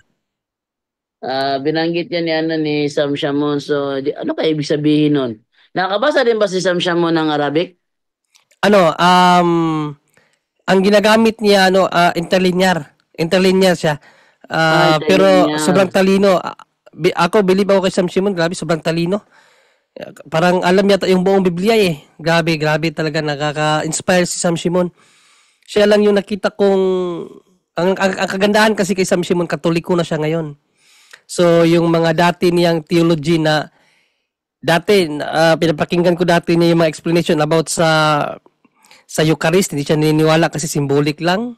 Lahat na yun, inano na niya, chinins na niya. Yung panalangin sa mga patay, chinins, purgatory, talagang Catholic na Catholic siya. So, Catholic na talaga siya ngayon. Sinabi niya na talagang inano na niya ang in-embrace na niya ang pagiging Katoliko kasi walang ibang Kristiyano na based sa Christian history, Katoliko lang talaga. Katoliko lang ang yung humahawak sa deposit of faith. Ang dami kayang pinagdaanan ni Sam Shimon. Naging Islam siya. Naging Baptist. Tapos, naging ano pa siya. Ano ba yung, basta marami-rami rin siyang napuntahan na sekta na Muslim. Tapos, nagtagal siya sa Baptist. Pero, sa journey niya, talaga nakita niya na Katoliko talaga ang tamang iglesia. Kaya napakaswerte natin na mayroong Sam Shimon no sa mga apologetics level apologetics level kasi iba naman kasi yung mga apologista, iba din yung mga scholar, iba din yung mga theologians. Sa apologetics apologetics level lang, swerte tayo na may Sam Shimon tayong mapapakinggan, mapagkukunan ng knowledge kasi napaka-knowledgeable talaga na tao. Pag Biblia lang ang pag-uusapan, para sa akin nga walang tatalo doon eh. Sa akin lang yun Pag Biblia ang pag-uusapan, alam lahat eh. Sabi ni sabi ni New Martian 23 is yung Almasi Akbar is Messiah is great. Messiah is great. Kaya sinasabi niya Messiah is great. Ibig sabihin si Panginoong Jesucristo yun. Ano yun? Grabe yun si Sam Shimon kasi pag ininsulto mo ang Katoliko, ininsulto mo ang Biblia, Muslim ka, nako. Anuhan kanya yung ano yung yung lawayan? Ano yan? Yung luwaan sa Tagalog.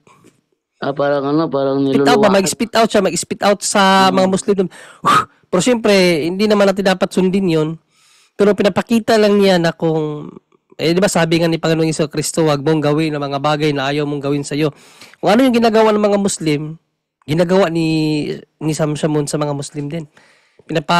Sa mga pinaparamdam niya. Ako nga natatakot sa buhay niya eh. Ako natatakot sa buhay niya kasi alam naman natin yung ibang Muslim. Nakapagtataka kasi, yung iba kasi sinasabi ka Christian friends, show me your face. Nakalabas yung mukha ni Sam Shimon. Ba't din naman nila hinahamon? Meron na ba nangyaring debate sa pagitan ni Sam Shimon tsaka ni Rashid Indasan? Uloy? Kasi dati kasi si Rashid Indasan kasi sinasabi niya kay Christian Prince, show me your face. Ganon din si Bashir kay Christian Prince, show me your face. Talagang hindi maglalabas ng mukha si Christian Prince, pero may nakalabas yung mukha si Sam Shimon. Sana yun naman yung kanilang hamunin, si Sam Shimon, para maganda. No? Sabi dito ni Mary Krampus Mas, Brojando, tanong ko sa iyo, bakit nyo pinalitan ang Sabado? Worship ni Jesus at speaking. Ba't napunta sa Sabato? Speaking in tongues bang salita ng Latin ni Bro Wendell? Hindi kasi namin maintindihan. Okay, ganito. Tanong ito, dito to argue, tanong to, sasagutin natin bakit nyo pinalitan ng Sabado? Wala kaming pinapalitan. Yung Sabat mismo sa Spanish, Sabado yun. Yung term Sabbath, Sabado yun. At guess what? Meron palang ginamit si Kaburnok pala kanina, no? Si Kaburnok sa based doon sa na ano natin is yung palang Sabbath pala Sabbath pala sa Jewish is a mere day of rest lang pala. A mere day of rest. Ito pakita natin ha. Ito yung saan ba yung natin yung ating screen. Ito nanonood kanina nung Fuckbusters Yan oh. Ginamit kasi ni Cesar Dizon yung libro na The American Catholic Quarterly Review, January 1883, number 29, volume 8, page 104. Itong libro to. Sa page 142 may nakalagay na ganito. To the Jew, his Sabbath was merely a day of rest. Ano daw? To the Jew, his Sabbath was merely a day of rest. It had no special sacrifice in the temple, no offering of incense beyond that of every other day. The sacrifices in the temple, general or individual, went on without any reference to the Sabbath, nor were the Israelites commanded especially to attend any service in the temple on that day. It was a day of rest, not a day of special worship of God.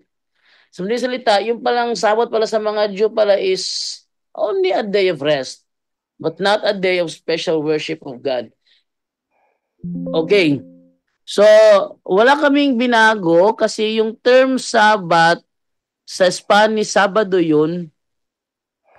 Pag sinabing in Jerusalem, Jerusalem is a city of 3 Sabbaths. Kung sa itatagalog mo yon, ang Jerusalem ay isang syudad na may 3 Sabado. May 3 Sabado ang Jerusalem. Friday for Muslims, Saturday for Jewish, and Sunday for Christians. There were 3 Sabbaths. The Jerusalem is a city of 3 Sabbaths.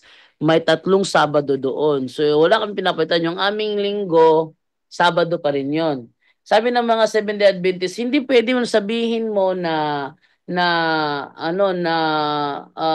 yung linggo nyo Sabado. Kasi never magiging Sabado yung linggo nyo. Kaya kapag sinabi nila yun, binabasa ko agad yung kanilang libro, mga hitabo sa katapusang panahon, page 161, nakalagay kasi doon, iyang gipugos ang tanang katawhan sa pag-inom sa iyahang bino sa mahugawng kaulag, giun sa nini pagkahitabo, pinaagi sa pagpugos sa katawhan, sa pagdawat sa mini nga Sabado. Yung mini nga Sabado dyan, Sabado ba yan? Saturday ba yan? Sabi nila, hindi. Linggo yan, linggo.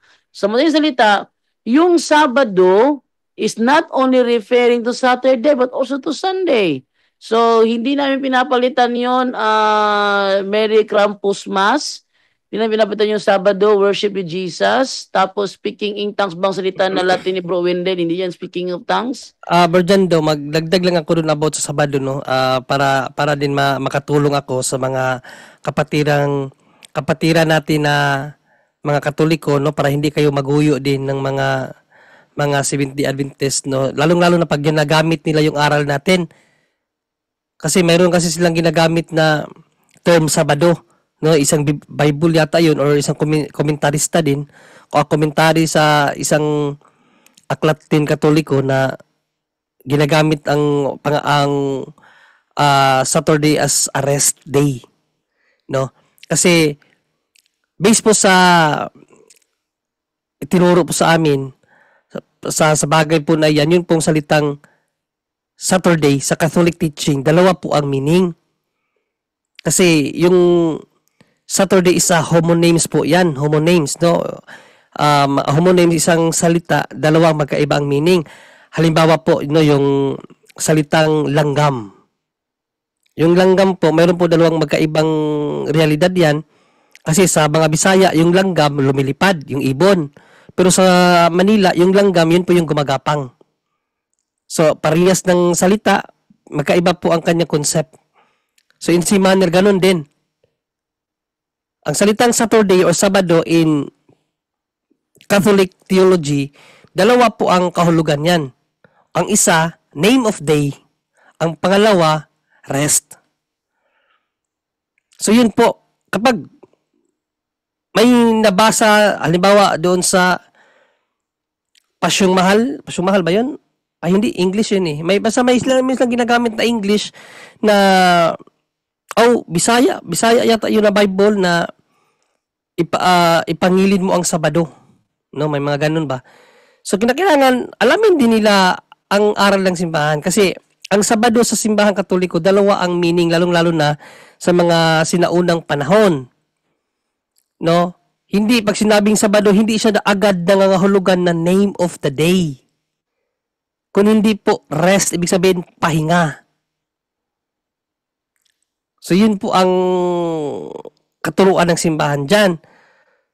No, para hindi tayo maguyo. Kasi ang dami nilang ginagamit na aklat about Sabado. So yun lang ating idagdag pa dyan doon na sa aral simbahan, yung word na Saturday or Sabado, dalawa po ang kahulugan, name of the day at ang isa, rest. Ayun. Sabi dito ni VP, congrats Brother Wendell sa debate. Yung kadebate niya kanina, banggit Jesus Christ.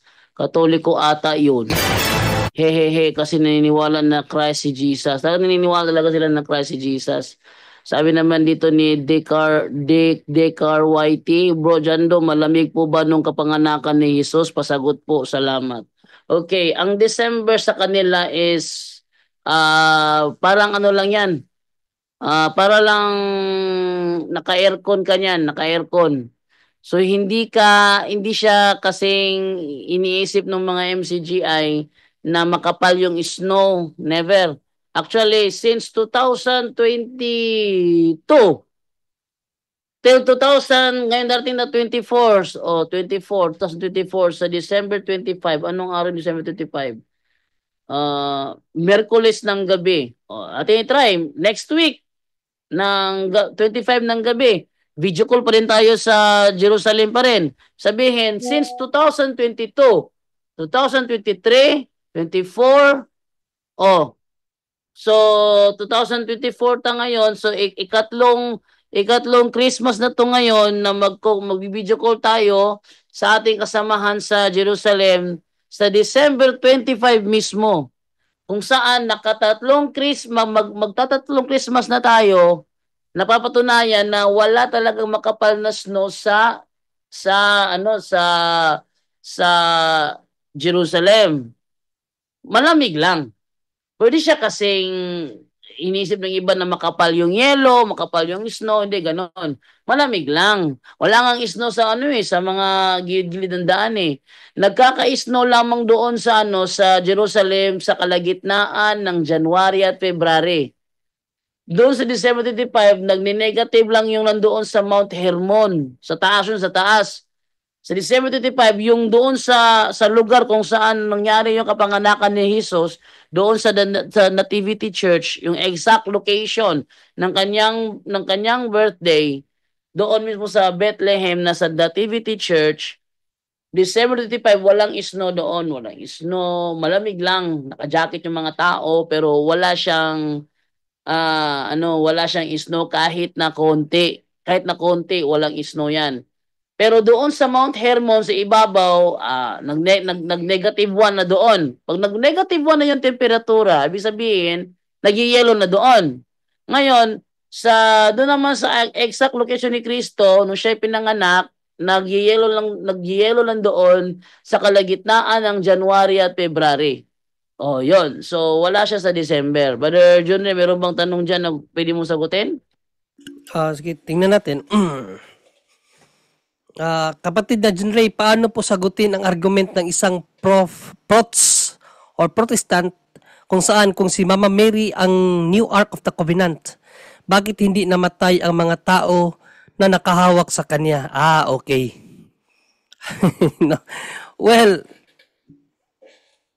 ang utos na kung saan pwede lang humawak sa Ark of Covenant, sa mga Hudiyo lang yon.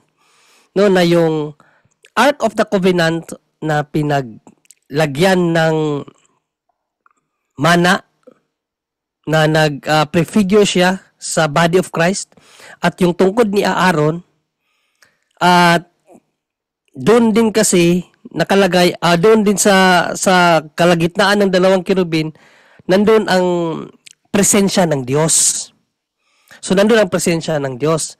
So sa panahon ng mga Jewish rabbi, pinagbawal yun na hawakan ng ibang tao. Ang pwedeng humawak doon, pari lang at ang high priest pa.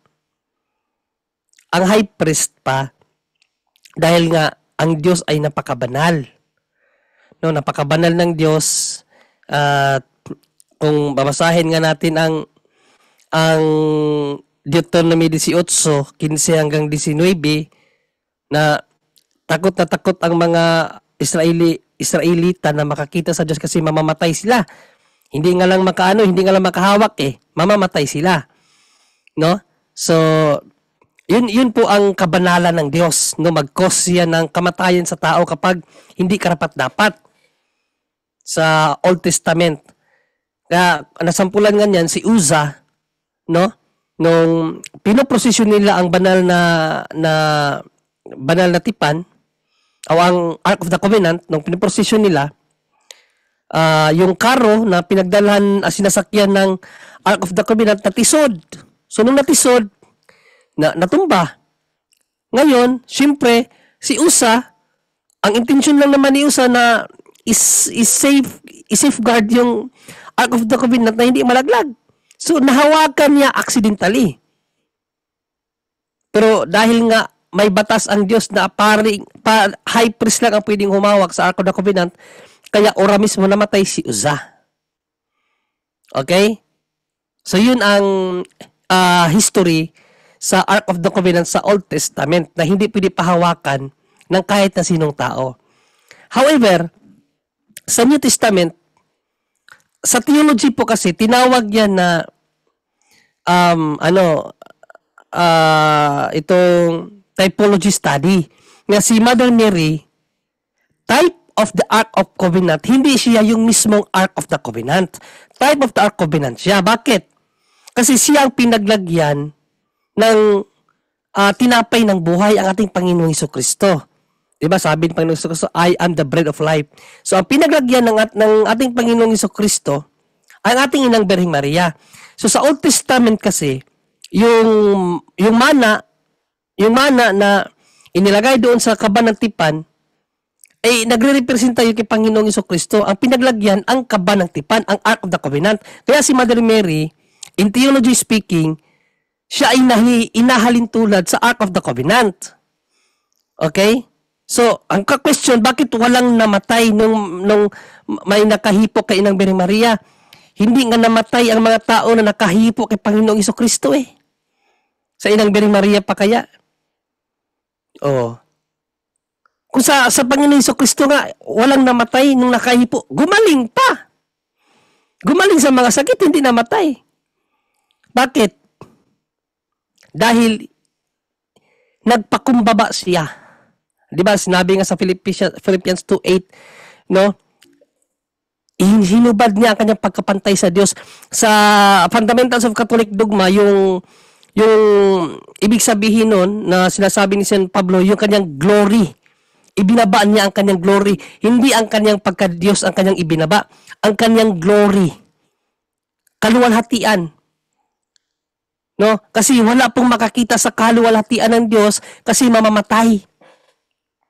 Yun nga sinabi ni Yahweh kay Moises, no, walang pwede makakita sa akin kasi mamamatay. So, yun po ang ng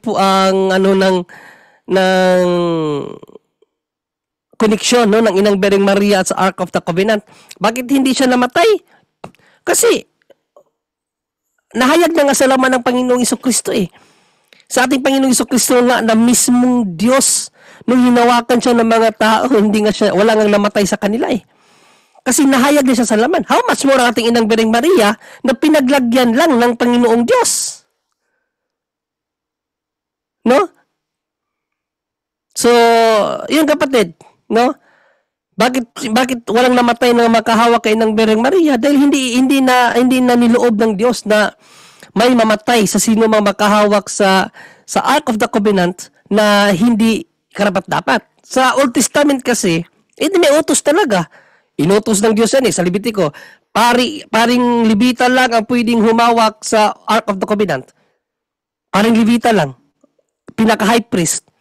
Walang sino man ang pwedeng humawak ng basta-basta. May utos sa New Testament, may utos ba na walang pwedeng humawak sa pinaglagyan ng Panginoong Jesucristo? Wala naman So, ibig sabihin, pinagkaloob na ng Diyos na yung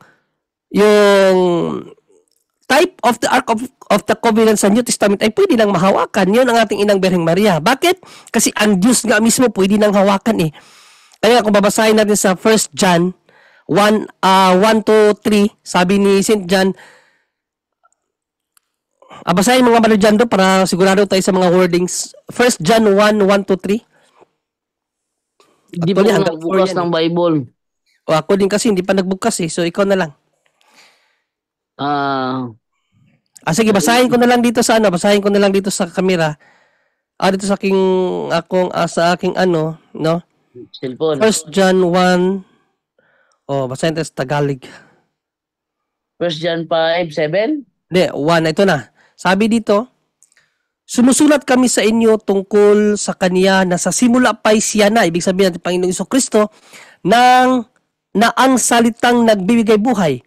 Siya ay aming narinig at nakita, napagmasdan at nahawakan. So, ibig sabihin, yung Diyos na dati ay hindi pwedeng hawakan, pwede nang hawakan ngayon. No? Sabi pa dito, nahayag ang buhay na ito. Nakita namin siya at pinapatutuhanan namin at ipinapangaral sa inyo ang buhay na walang hanggan na kasama ng Ama at nahayag sa amin. Ipinapahayag nga namin sa inyo ang aming nakita at narinig upang makasama kayo sa aming pakikiisa sa Ama at sa Kanyang anak na si Jesucristo.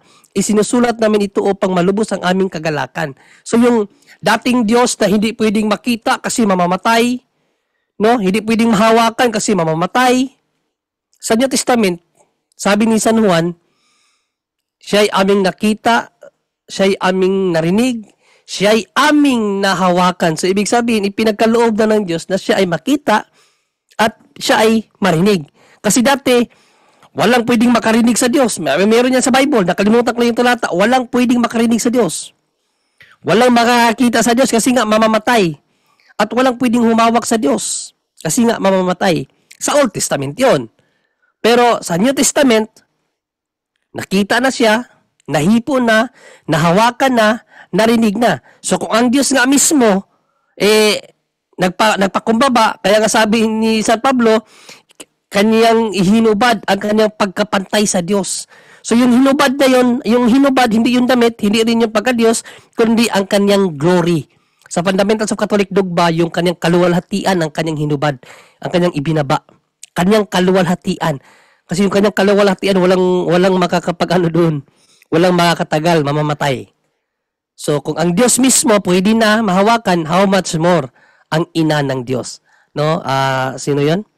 Sister, sino yung nagtanong? Nawala tuloy.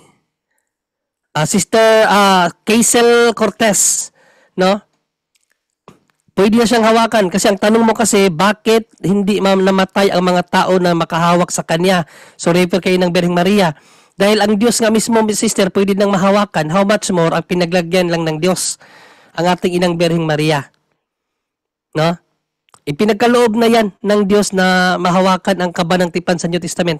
Kasi sa Old Testament, hindi pwedeng hawakan yon. Sa Levitico yun, utos sa Levitico, hindi pwedeng hawakan ng kahit na sino.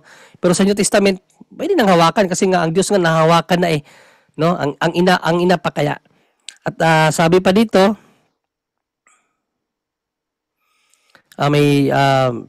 bro, malaking bagay pag nasa true church,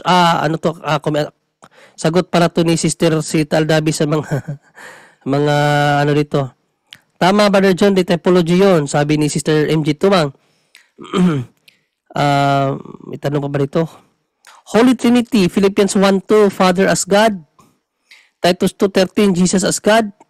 Acts 5:3-4, Holy Spirit as God. May tanong pa ba dito? Hindi ang anak ang Roma nako ng Diyos. Hindi yan tanong. So ang dami na kasing ang dami nang nagme-message ito. Meron ko silang sinasagot So Sinabi ni Jesus, hindi yan.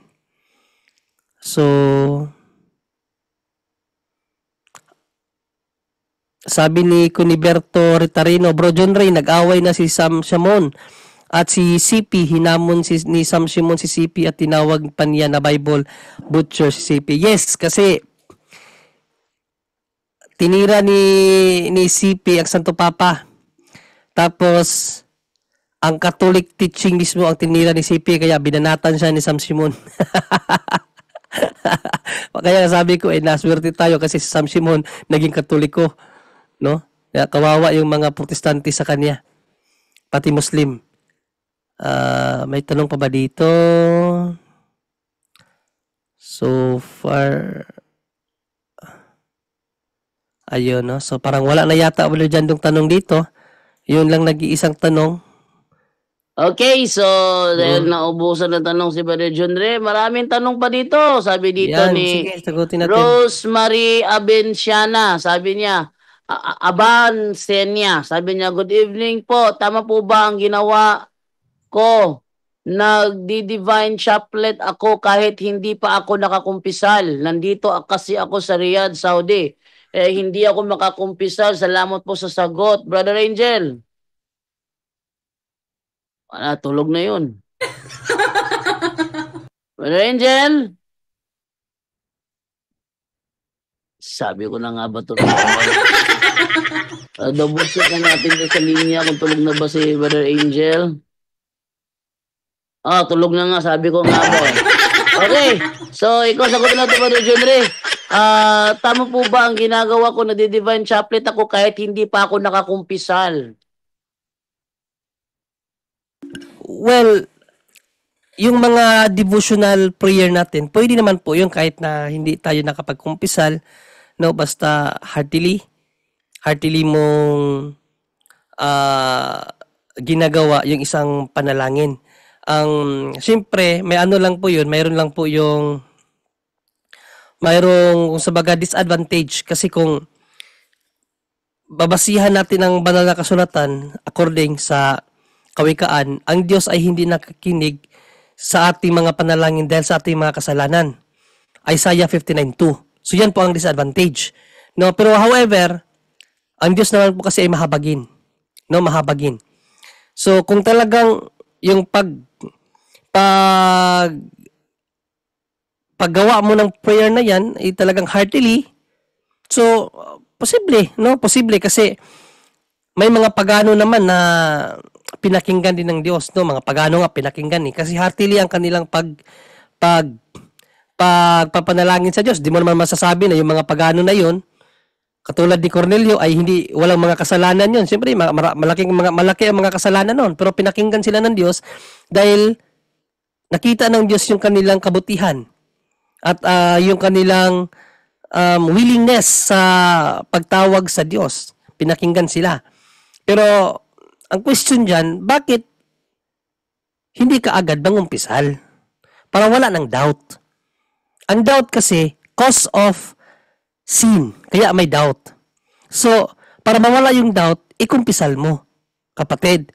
Yun lang naman ang doon. Yun lang ang pinakasimpleng solusyon dyan para mawala yung doubt, confession. Kasi we both know na talagang nakikinig ang Diyos sa atin kapag tayo ay nasa estado ng grasya. So, confess kapatid para wala ka ng doubt na pakikinggan ka ng Diyos. Yun lang, Brother Jondo. Okay, meron pa dito from Travel. Sabi niya, good evening po. Ano po ang gagawin ko sa akin mga santo na nabasag dahil nasagi ng mga pusa? Salamat po. Dispose nyo po. Kasi once kasi na nabasag yan, na de-consecrate siya. So mas maganda dyan is i-dispose mo na lang kung hindi mo kayang ayusin. Pero kung may paraan pa para ayusin mo tapos i-publish mo uli. Yun ang ating sagot ito kay Travel. Then next naman kay 3D Marriott, last question po. Meron po ako kaibigan ng mga JW o Jehovah's Witnesses. Naawa po ako sa mga anak nila kasi sobra po ang pag-control nila sa mga bata. Ano gagawin ko? Actually, Ha? Kuya? Si Kuya sa gawa siguro. Okay, anong gagawin mo? Sa totoo lang, ipagdasal mo na lang kasi di natin pwede kontrolin. Hmm? Pun, kuya? Ano? Kuha ko pun, oh. Ako na lang pun. Oh. Ato gawas ka, oh. Ato gawas ka magpun, ha? Gawas, ha? Kay Banha. Ato gawas magpun kay Banha. Wait lang, wait lang, wait lang, wait lang, wait lang, wait lang, wait lang, saan ako, pen? Banha, ikaw karon di ka kasabot, ha? Bantay, magbanha ka, ha? Oh. Op, ito. Ayan, oh. Ngayon, ipagdasal na lang po natin yon dahil wala tayong magagawa kung magulo nilang nagkokontrol. Maliban na lang kung may abusong nangyari. Pag may abuso, pwede mo i-report sa police kung may abuso. Kung wala namang abuso, ipagdasal na lang natin dahil ganyan talaga yung mga magulang. Siyempre, finifit yung kanilang anak sa kanilang pananampalataya, kaya ganun sila kahigpit. No? Kung sakali na may isa sa kanilang mga anak nagkadengge ha? Nangailangan ng dugo, gumawa kayo ng para matulungan sila kasi yung mga magulang niyan, hindi papayag na maabunuhan ng dugo yung bata kahit ay kamatay pa nito. Pag yan mangyari sa kanila, may anak sa na dengue, nangailangan ng dugo, tulungan ninyo. No? Tulungan ninyo. Pag pumigil yung mga magulang, i-report nyo sa pulis kasi ang intention nyo is tulungan yung kanilang anak. Pero kung sakali sabihin ng mga pulis, pati magagawa, yun ang desisyon ng kanyang mga magulang ipagdasal nyo na lamang po. Okay? Kasi sa kanila kasi, okay lang na mamatay yung kanilang anak, wag lang maabunuhan ng dugo. Yun ang sa kanila. Okay, ito naman tayo ngayon kay Rodney Liena. Tanong ko lang po sa panahon ni Noah, may natira bang Biblia sa panahon na yon? Nang sakuna ng mundo, walang Bibliang matitira kasi hindi pa nag-iimbento yung Biblia. Hindi pa na-iimbento. So, paano siya may matitira wala pa nga, hindi pa nga nag-i-exist eh. Wala pa nag-i-exist na Biblia noon. Panahon ni Noe, wala. Unang nagsulat si Moises. The first book of Moses, Genesis, was written by Moses and some people na inattribute sa kanya. Inattribute sa kanya. No? And then, masasabi ko lang dito is, nauna pa si Noah kumpara kay Moises. Okay? So, sa panahon ni Noah, wala talagang Biblia ng panahong yun. Ito naman tayo ngayon. We have 9:53 minutes, 7 minutes to go. Sabi naman dito ni Mariana Isidiente, Borgili, si Tertullian po ba daw ay magtuturo ng mali? Kasi yan po pinapalabas ng ibang sekta. Hindi siya magtuturo ng mali. Pero iisipin nilang mali ang kanyang mga turo dahil hindi pabor sa kanila. Hello, Mike Videos. Bawal ba magmisa ang pare na katsinelas? Ay, pwede po yun. Nakasutana sila, tapos yung kanilang, ano ba tawag dito yung? Ano ba tawag dito yung kanilang ano ba region yung ganito? Yung kanilang sign of authority ba? Ano, nakalimutan ko yung tawag doon. Yung kanilang tawag din. Pati tuloy ako. Abito. Abito. Abito ba yun? Hindi, abito yung dito. Ito yung abito. Ano ba yung mo? Yung kular? Yung dito ba? Yung dito? Yung sa pare? Oo. Ano nga ba tawag dyan? Kalimutan ko eh. Basta yun. Basta yun. Okay. Pwede po sila magmisa basta mayroon sila nun. Yung kanilang Stola. Stola. Sa Stola, pwede sila magmisa kahit nakatsinilas. Actually, sa Darwin, marami sila nagmisa, nakasandalyas. Sandal. Hindi siya tsinelas na Spartan. Lang siya, nakasandal. Tsinelas pa rin yun. Okay? So, yun po, no? At ito naman tayo ngayon kay Tata Diaz. Pwede magpa-deliverance ang nanay kahit di niya tunay na anak ang bata, ampon, pero nakasunod naman na sa pangalan niya ang ba siya na talaga nanay sa birth certificate. Okay, ganito yon. Hindi niya anak, pero yung bata kinikilala siya as under sa authority ng nanay mo. So pwede yon. Halimbawa, yung maid sa bahay nyo, nag-react. Pwede deliverance ng nanay tatay mo yon kasi under sa authority nila yung maid kasi sinusweldohan nila yon eh. Pag nagalit yung nanay, under yung maid eh. Oh, sa totoo lang, mas mabait pa yung maid sa mga tunay na anak. Kasi yung mga tunay na anak, kung minsan, hindi maganda ipakikitungo sa kanilang maid, pero yung kanilang maid, talaga nakikibagay yung kanilang maid. O sino pang hindi bagay na pamilya, siya pang mabait sa bahay. Oh, so, kahit maid, trabahante, hardinero, driver, pwedeng i-deliverance yun as long as under sa kanilang authority. Pwede po i-deliverance yun.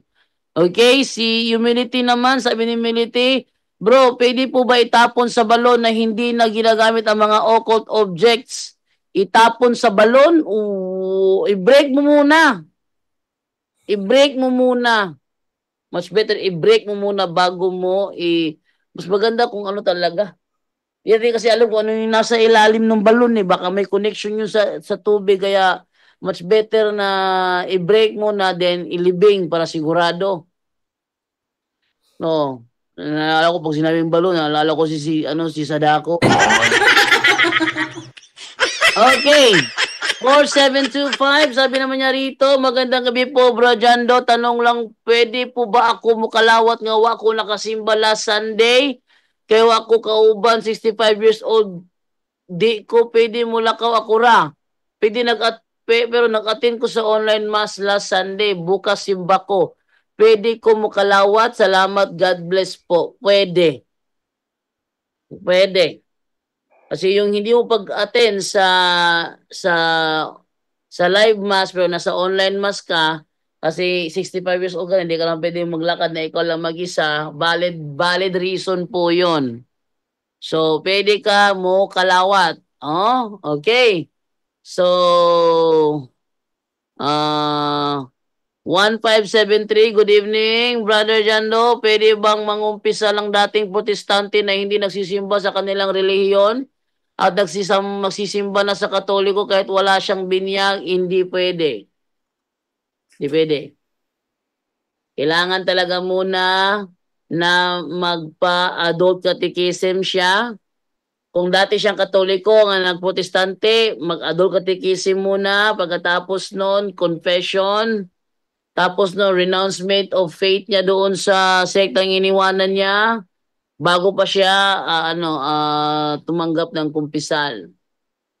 Ng kalawat pa kalawat. Oh, kalawat ha. Oh, okay. O mangumpisal dati, pwede mangumpisal, talagang kumpisal talaga 'yan. Okay, 0189. Good evening, Brother JD. May question po ako. Paano natin malalaman if nagkasala ka ng sin of omission? Kasi halimbawa may mga tao na hindi hingi ng pera. Pagkain o kahit anong tulong, kahit malakas at di naman talaga sila nangangailangan ng tulong. Pag di ka tumulong sa kanila, nakakasala ka ba? Hindi. Sa Biblia nga, may sinasabi nga sa Biblia, huwag mong pakainin yung hindi nagtatrabaho. Di ba? Sa Biblia yun. Sa tataka ko dyan sa Cebu eh. Sa Cebu, sa Mandawi, sasakay, magrarap, ang ganda ng sombrero, ang ganda ng salamin, maglilimos. Ganda ng... Minsan nga, nagtrabaho ako. Nakasakay ko, nag-rap siya. Ang ganda ng hip-hopper talaga eh. Hindi ako makabili ng ganun eh. Tapos hingan ba naman ako ng 5? Sabi ko sa kanya, wala akong pera. Ganda ng damit mo. Pwede ko bang hingin yan? Hindi siya sumagot. Tumingin siya sa akin. Ganda ng damit niya. Ganda ng sombrero. Nakasalamin pa. Meron pa mga burlulix. Tapos yung manglilimos. Diyan sa Mandawi. Marami niya sa Mandawi. Lilimos-limos sa mga sasakyan. Sasakay harap, ya tugutug pagkapak bugubug pagpag bugubug pagpa tigi tigi tag tigi tug tagi tag tigi tigi tigi tag tag pagpag tigi tag tigi tag ganun. Tapos hingi 5. Hap ka nga masyado, ang ganda ng damit mo eh. 360, pwede ko bang mahingi? Ayaw ibigay eh. No? So, okay ba paniwala sa mga dahil 9:58 na po. So hanggang dito na lamang po yung katanungan na aking bibigyan ng kasagutan. At pasalamat na lang po tayo, Brother John Ray. 2 na lang tayo nandito kasi nasa Brother Window si Ate Sara po yan. Brother John Ray, salamat na tayo, Brother John Ray. Yeah, no? So, yun mga kapatid, no? So, kahit na alanganin yung pag-live, pero andyan pa rin kayo. So, salamat pa rin. At congratulations pala kay Brother Wendell again, no? At kahit papaano nawindang niya yung Muslim kaganina. Kawawa si Bashir talaga. Kawawa. Pinukpok ni Brother Wendell doon eh. Kaya glory to God. At maraming salamat sa Panginoon. Malapit na po ang Pasko mga kapatid, no? So nawa po ang lahat ay nasa maayos at kapit lang po. Buhay, ganyan talaga, no? Minsan mahirap. Pero sa hirap man at sa ginawa, tandaan po natin, nandyan po palagi ating Panginoong Jesucristo para tayo po ay gabayan, tulungan at palakasin. Siguro ang kulang lang yung pagtawag sa Kanya. No? Tawag lang po tayo at make it sure po no, na mabigyan natin ng regalo ating Panginoon ngayong kanyang karawan. Huwag po tayo yung hingi ng regalo. Lord, sana po sagutin na ako ng aking nililigawan ngayong Pasko. Lord, sana po ganito ganon. Lord, sana po yung sports car ko makuha ko na ngayong Pasko. Lord, yung first 1 million ko sana po makuha ko na ngayong Pasko. Lord, sana yung third month pay, Lord God, aga-agahan naman. Huwag naman po, no? Ibigay naman po natin yung bagay na nararapat para sa Diyos. Tandaan po natin, sabi ng Panginoong Jesucristo, ibigay kung ano ang kay Caesar, ibigay kung ano ang para sa Diyos. So, ibigay po natin kung ano po ang gusto ng Diyos para sa atin, mga kapatid. Napakadali lang naman. Palaging sinasabi ni Brother Romer, conversion. Hindi man natin siguro automatically magawa, dahan-dahan, no?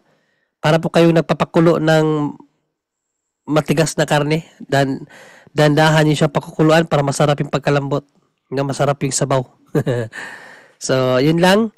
So, maraming salamat din sa mga sumama sa amin ngayong gabi na ito. Kahit naalanganin, pero nandyan pa rin kayo. Maraming salamat. So, see you po on. Wala kang limit bukas, bro? Wala, no? Wala. So, sabihin, pahinga ako bukas. Akala ko nag-stop yung camera mo eh. Talagang nag-stop. So, pahinga tayo bukas. So, ako rin, wala kong sa 30 pa yung debate ko. Sana matuloy kay Brother Neymar. So, yun lang. See you on Tuesday. God bless all. Sana matuloy. Sana nga. Kasi yung huling message ko sa kanya, Marjando, tiningnan na lang. Oh, sabi ko sa iyo, paramdam na yan. Buti pa si Bashir, natuloy yung kanilang debate. Huli si Bashir, nauna si Denmar. Malayo pa yun, ha? Malayo pa yun. Oh, nauna pa si Bashir sa kanya. Oh, okay, so para na po sa inyong lahat. Maraming salamat po. At bukas po, pahinga muna tayo dito sa punto por punto. Try ko lang kung makapag-live ako ng straight to the point, pero pahinga siguro. Depende na yan bukas. Minsan kasi pag gusto ko mag-live, magla-live ako eh. Okay, maraming salamat po and bye-bye. Close prayer na po tayo in the name of the Father and of the Son and of the Holy Spirit. Amen. Saint Michael the Archangel, defend us in battle. Be our protection against the wickedness and snares of the devil. May God rebuke him, we humbly pray, and do thou, O Prince of heavenly hosts, by the power of God, cast into hell Satan and all the evil spirits who prowl about the world, seeking the ruin of souls. Amen. In the name of the Father, and of the Son, and of the Holy Spirit. Amen. Maraming salamat po. Bye-bye.